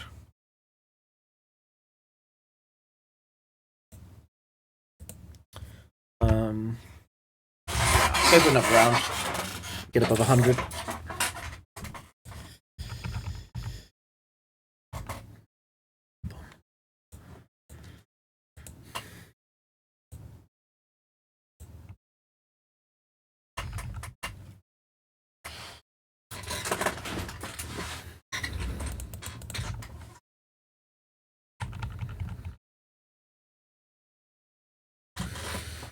Nice thing about chasing a smaller record is that it's a lot closer. I'm suddenly I'm obviously gone well beyond a quarter of the way there now.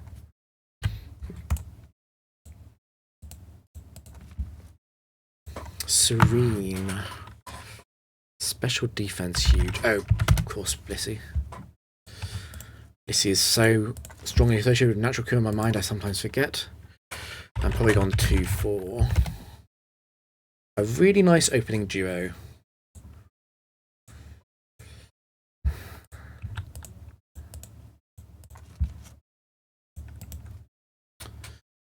And Electivire 4. It's 21 IV opponent.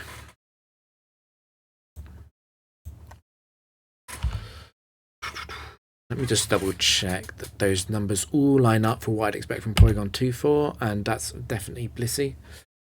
Okay, so I'm thinking of exploding and then exploding again. I'm not seeing a reason to go against that. You can definitely level up the opening duo, and I can definitely level up Electivire as well. Level up the whole team and just blow up.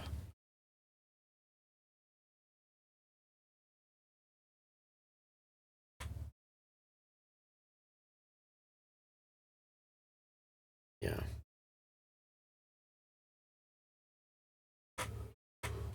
Not seeing a punish. Not seeing a punish.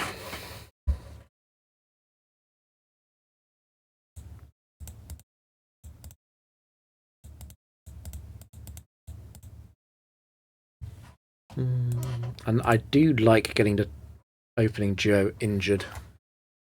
They're more useful when they're at 1 HP.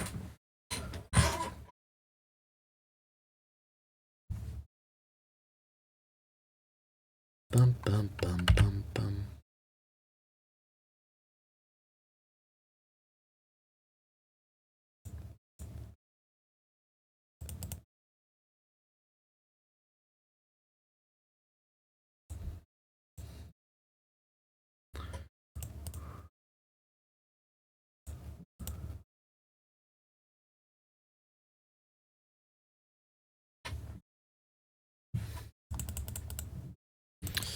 The fact that we crit Blissey is very funny there. That crit probably did about 2,000 damage. And Explosion will take out Electivire.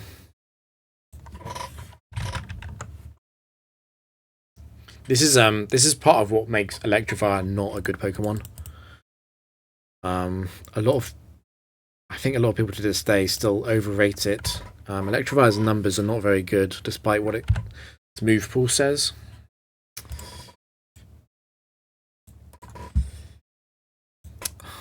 Lacks in sense, that's Jolteon free. It's a massive pain. I'm gonna have to heal something. I'm gonna have to heal Azelf actually, because I don't think I can heal Gengar out of its range. Gengar is naive. It's bright powder.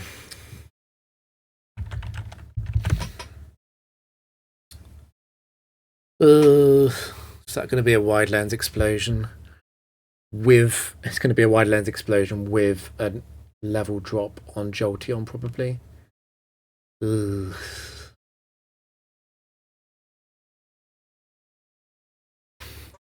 Ugly, ugly.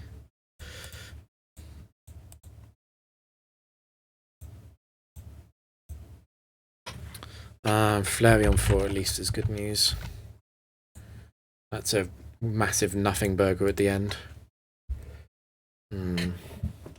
Is it enough of a nothing burger that I don't have to level down Jolteon? I wouldn't go that far.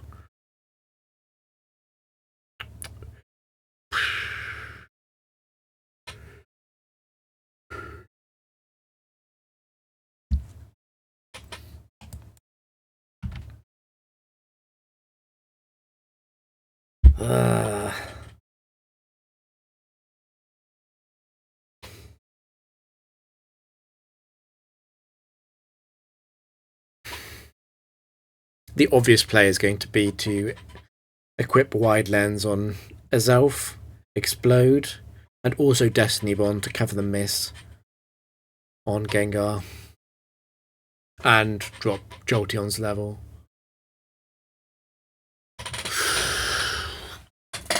If I don't do that, I'm not covering the Jolteon miss, which I think I need to do that because Jolteon can OHKO Aerodactyl.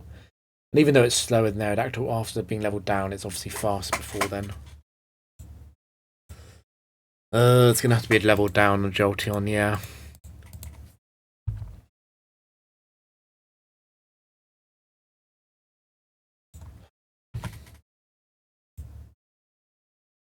Yeah. If I miss Jolteon, Jolteon is faster than Gengar. Espeon 2 speed ties it.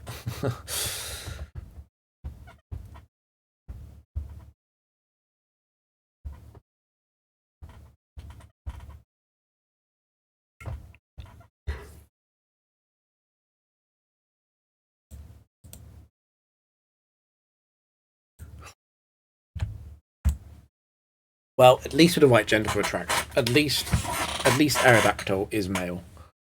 Which is good for this Espeon is obviously male too. It stops the attract going through. I'm just thinking if Aerodactyl can 1v2 Espeon and Flareon, I think it actually probably can. I just need to be careful of the burn.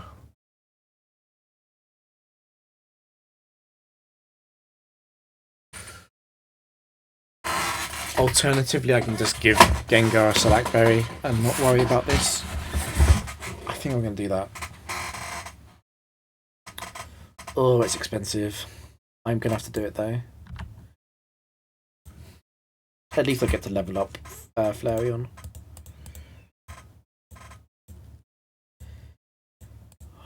I hate doing this.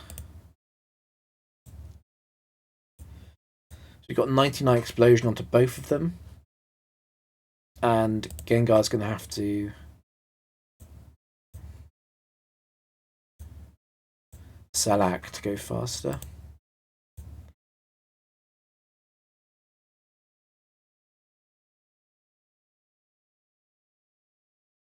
And I've got leftovers already equipped. Good.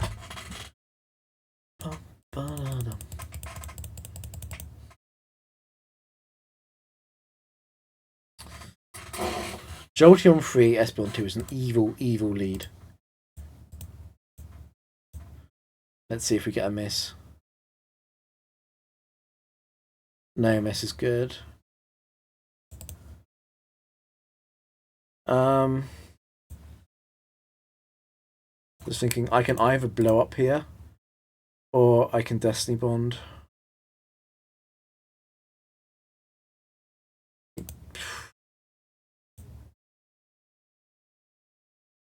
I might need the explosion PP.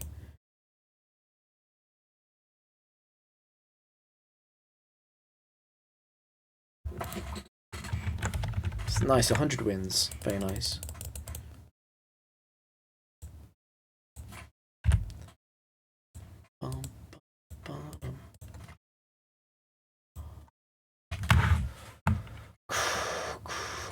Hunchcrow. Hunchcrow set 2, isn't it? Which has no priority. That's good.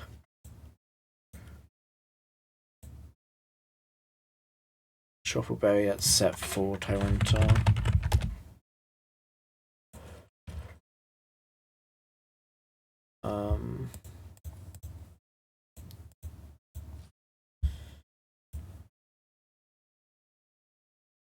That's Tentacle 1 that has Rakan, I think.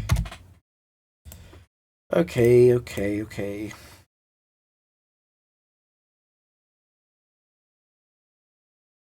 Do I explode? And Tyranitar survives it, doesn't it? I guess I can double explode.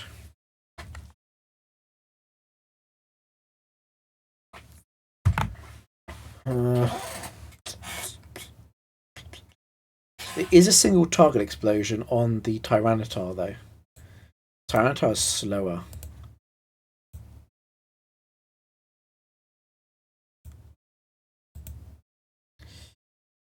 Single target explosion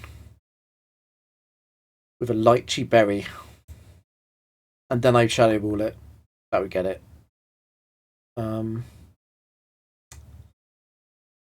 And then I could explode with Gengar on Tentacle. I think I'll go with that.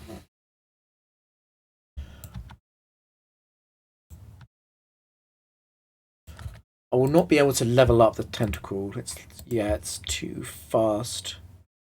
Too fast if I level it up. I will be able to level up this, though.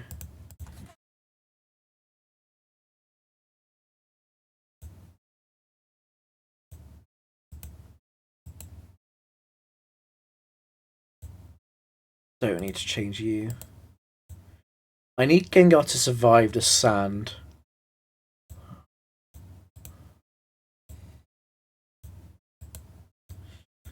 Got that. I wish wide lens was slightly cheaper. I think Gengar to survive the sand, but I don't care about anything else, so I can just have it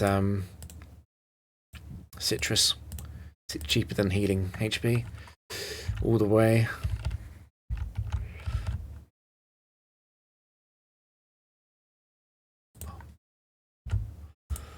So I can't level you up because I don't do enough damage, and I can't level you up because you'll be faster than Gengar, and I want to explode on you. Also, potentially, I wonder actually, Tentacle might be able to survive. I hadn't thought about that. Might be able to survive Gengar's explosion at 55, maybe.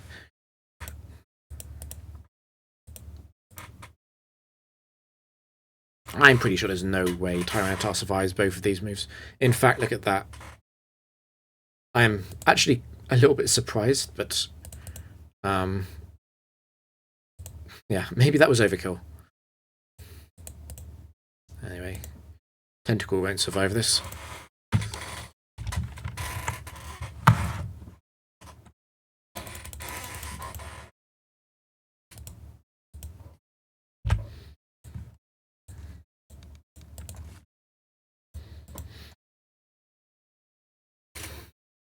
Man, Executor.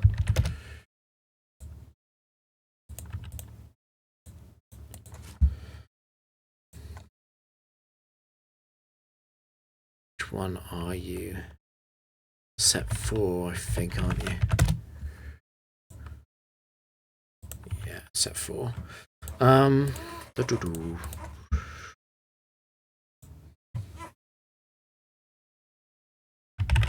Amphi 3.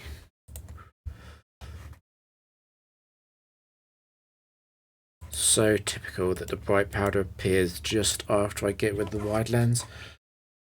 But the life orb is useful. It means I can level up both of these, and they both faint to the life orb explosion from himself.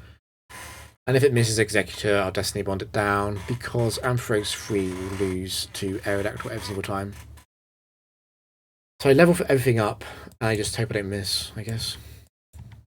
All the way, I don't have life orb equipped on Azelf. I don't think it matters though. Actually, I think I'll probably still get them both. We'll take Executor first. Executor might survive explosion, but the margin to it can survive is, I mean, it's so likely to kill. I think that it would be wrong to boost the power of explosion from Azelf. I think, and it can miss anyway because of bright powder. I think we just fire off the explosion naked, which does at least get rid of Slowking. And then Ampharos comes in and loses.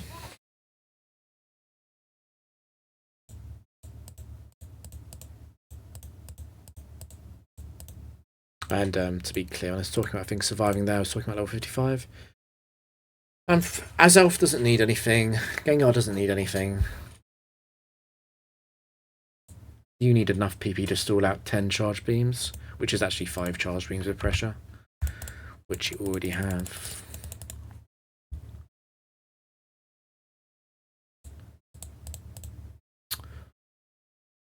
It has to be Destiny Bond. I guess there's a chance it uses Sunny Day. The thing about Sunny Day is it's still slower, which is quite funny. We did get a bright powder miss there, but it's fine. As long as I'm right about this being Ampharos 3. Which I think I am. In fact, I think it gets stuck on... I think it's going to get stuck on Thunderwave.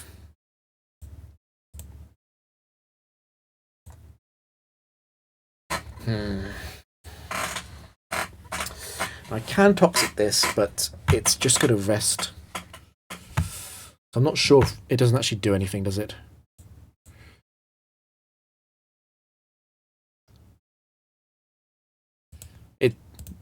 Denying the charge beams doesn't matter. I'm surprised it's using charge... Oh no, wait, it's got the boost. So it sees the kill with charge beam, that's why it's doing it.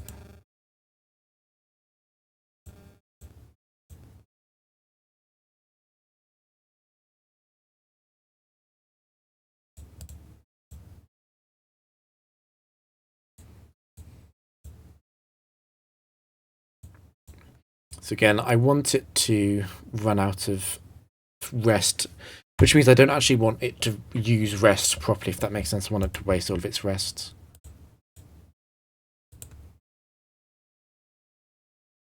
I don't think I need any more protects. Now, Thunderwave is 20 PP, but it is affected by pressure, which means it's only got 10. And I don't need all my substitute PP either, because it's only got 3 uses of Hyper Beam. And there's the first one.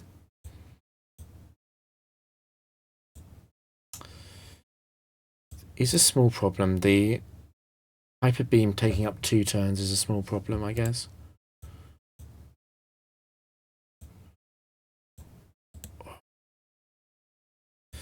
Yeah, so I did want to block that Hyper Beam. I didn't think about that already. So it's got rest. It's got 10 PP of rest. That's fine. I just won't attack.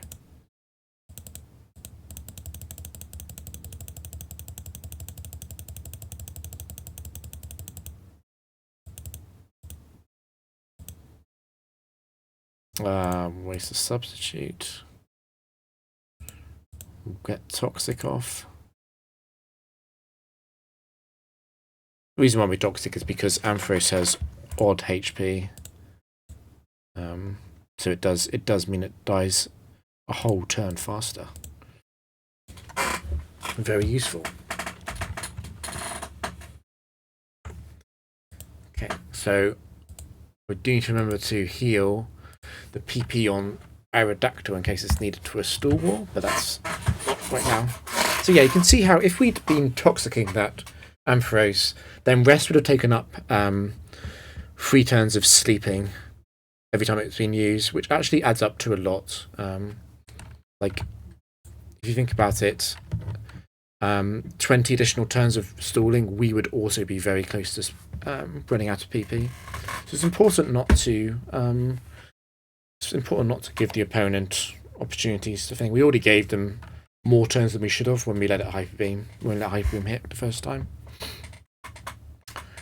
And the opponent.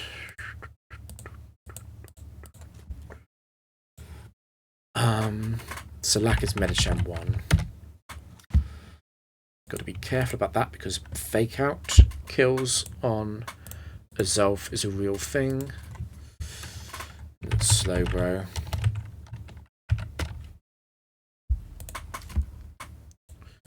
So we'll need damage assistance to take that out. It's 130 defense. Bronzong.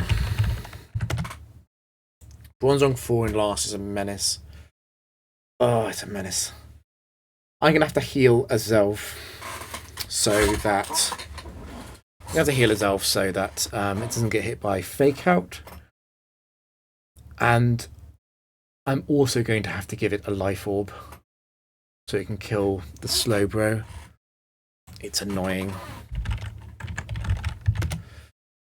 but necessary. However, the payoff for doing that is that I can raise the levels of both leads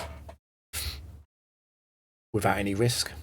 And then Gengar will be Destiny Bonding on turn 1, and Bronzong will always target Gengar. So even if Quick Claw goes off, Destiny Bond still happens. I can't... if I level up Bronzong, because it's adamant, I think it can kill it.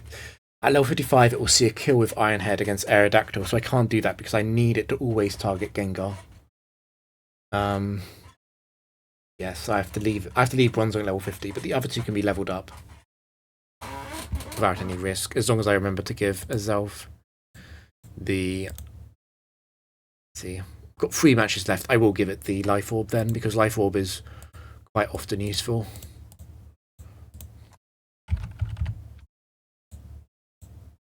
Well, actually, I've got 3 matches left, yeah. 3 times 5, which is how much Lychee Berry cost, is the same as Life Orb. So actually, it's as cost effective to just give it Lychee Berry 3 times. So that's not true. In fact, no. Life Orb is 20. It's not 10. It's not 15. It's 20. So it's actually cheaper to go Berry. Yeah, Lychee Berry is cheaper. I'm so stupid. The reason why I wanted to give it whatever. The reason why I wanted to give it a Life Orb was because I'm going to heal it. I'd forgotten that. Okay. So we'll just pretend that no one saw that I wasted 5 points there for no reason at all. Okay, so we can't get faked out. We've got a Life Orb. Life Orb takes out both leads. And we'll Destiny Bond. And Aerodactyl has enough BP. Enough HP to not be targeted. Yes, I did remember not to level up Bronzong.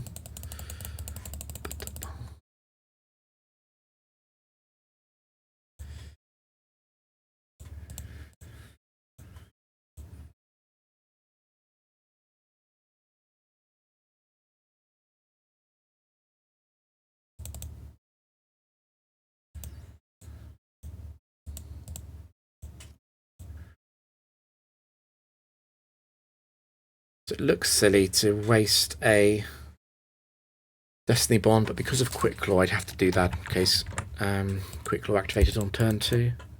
I'd have to already be on Destiny Bond. 2 games left.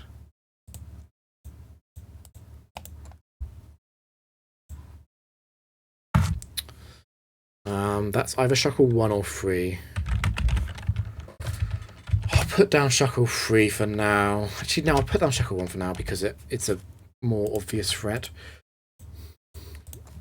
It's safe for the players if it is Shuckle 1. Anthro's free though, because that actually might be shuckle free because it's a set free trainer maybe.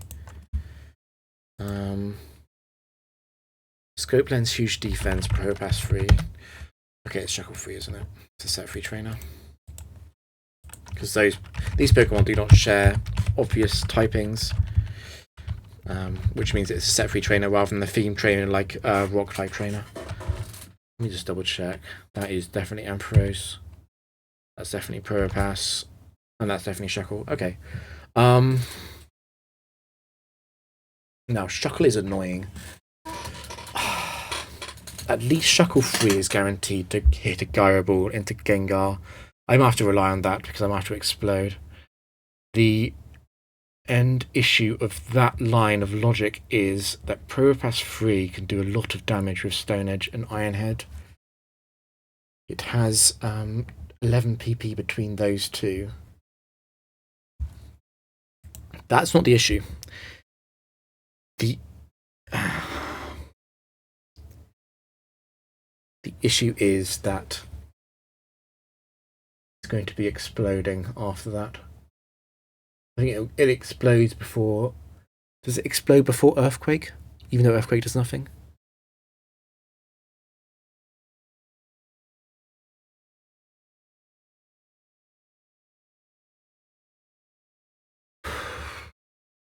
But it's fine. Stone Edge is free attacks, and Iron Head is 8.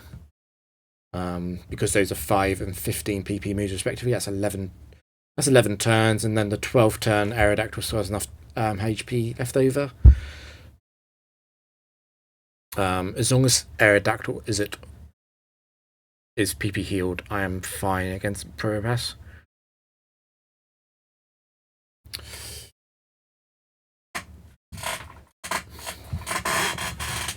I'd also like Azelf might crit Shuckle.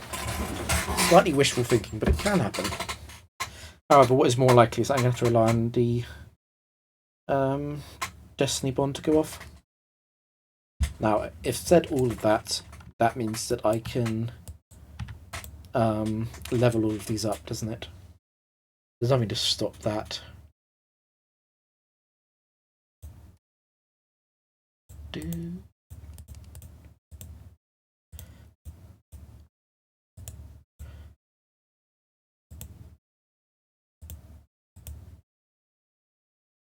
Level 55 in all of them.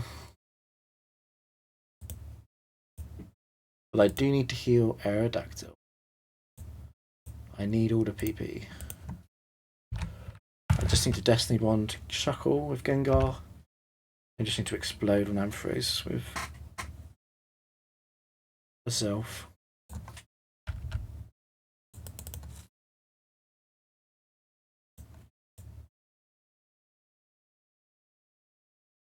So big explosion, Destiny Bond.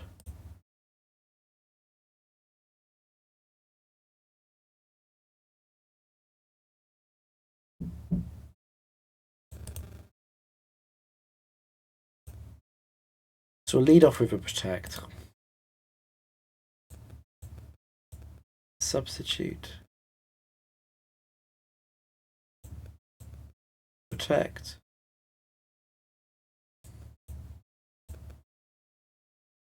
I do need to count this quite precisely. It normally doesn't matter that much, but this is a relatively close affair where I must not miss any protects.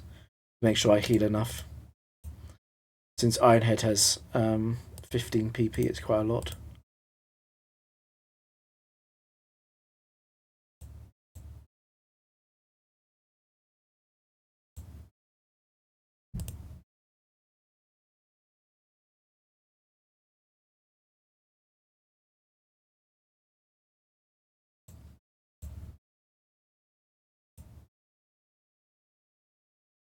Yeah. You can see how close that was. That was the 12th turn. I get up to 13 stalling turns.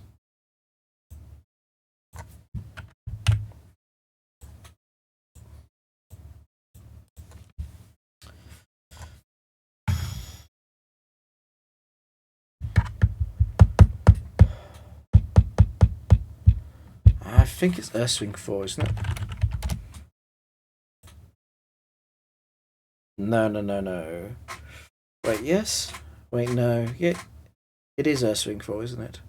This is 21 IV. That fits, I think. Because Earthswing is 130 base attack, 75 base special attack, and 55 speed. So it is 21 IV, yeah.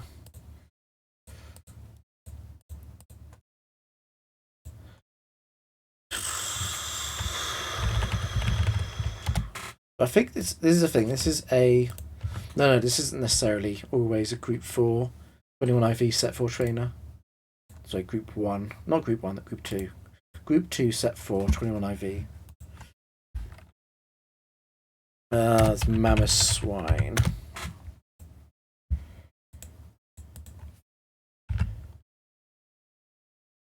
Okay, well, whatever. It's the last game. We don't need to worry about overteching. I think we explode twice and then we explode on Mammoth Swine, right? What's stopping me doing that? The Quick Claw, I guess. So I heal a Zelf so it doesn't get targeted. Heal a Zelf so the Earthswing always targets Gengar. I protect with Gengar on turn 1.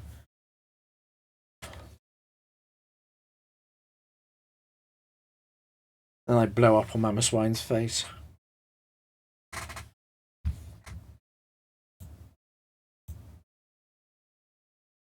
Right, so throughout all of that,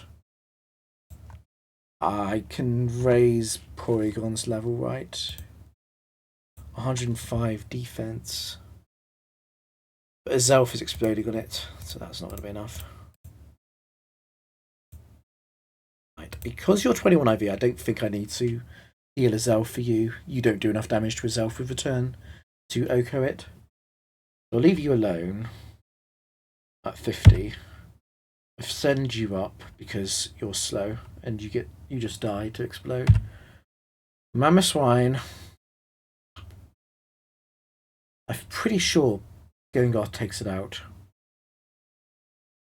I guess I can faff around for a turn or two on Destiny Bond. For my own peace of mind. Can't I? Yeah, I can do that. At 50, I don't know. I'm not going to raise Mammoth Swine though because I'm worried about Gengar missing the kills with Explosion. I think that's it for the promotions. And I need to elevate you, heal you so you don't get targeted by Earthswing. And I need to leave Gengar alone so it's the target of the Quick Claw Earthswing. And then let me think. Because Mammoth Swine can target Aerodactyl.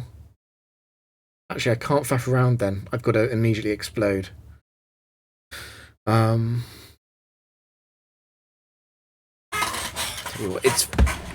This is wrong. I know this is wrong. I'm going to heal Aerodactyl. I know it's wrong because I'm pretty sure that Gengar's explosion takes out Mammoth Swine. I'm going to heal Aerodactyl just because it moves.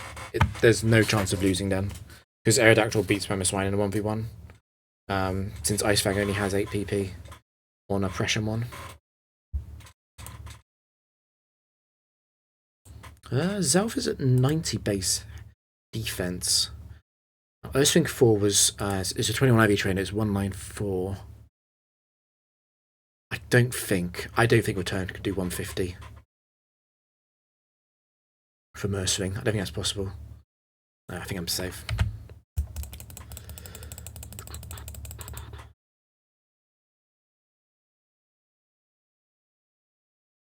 Exploding, and we're using Protect just in case Quick Claw activates and it doesn't.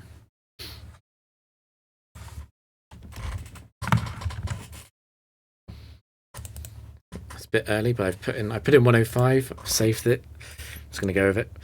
No, I'm pretty sure there's no way this exploded. Surely it'll get it right. 111. What's Mammoth Swine for? It's base 80, so it's 95 defense. I only need to do 210-ish. Yeah, surely. Surely it gets it. Okay, nice. Mm-hmm.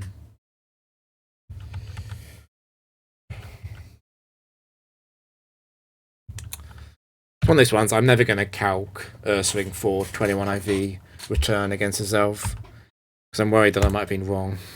That'll make me feel bad about myself if I'm wrong about that.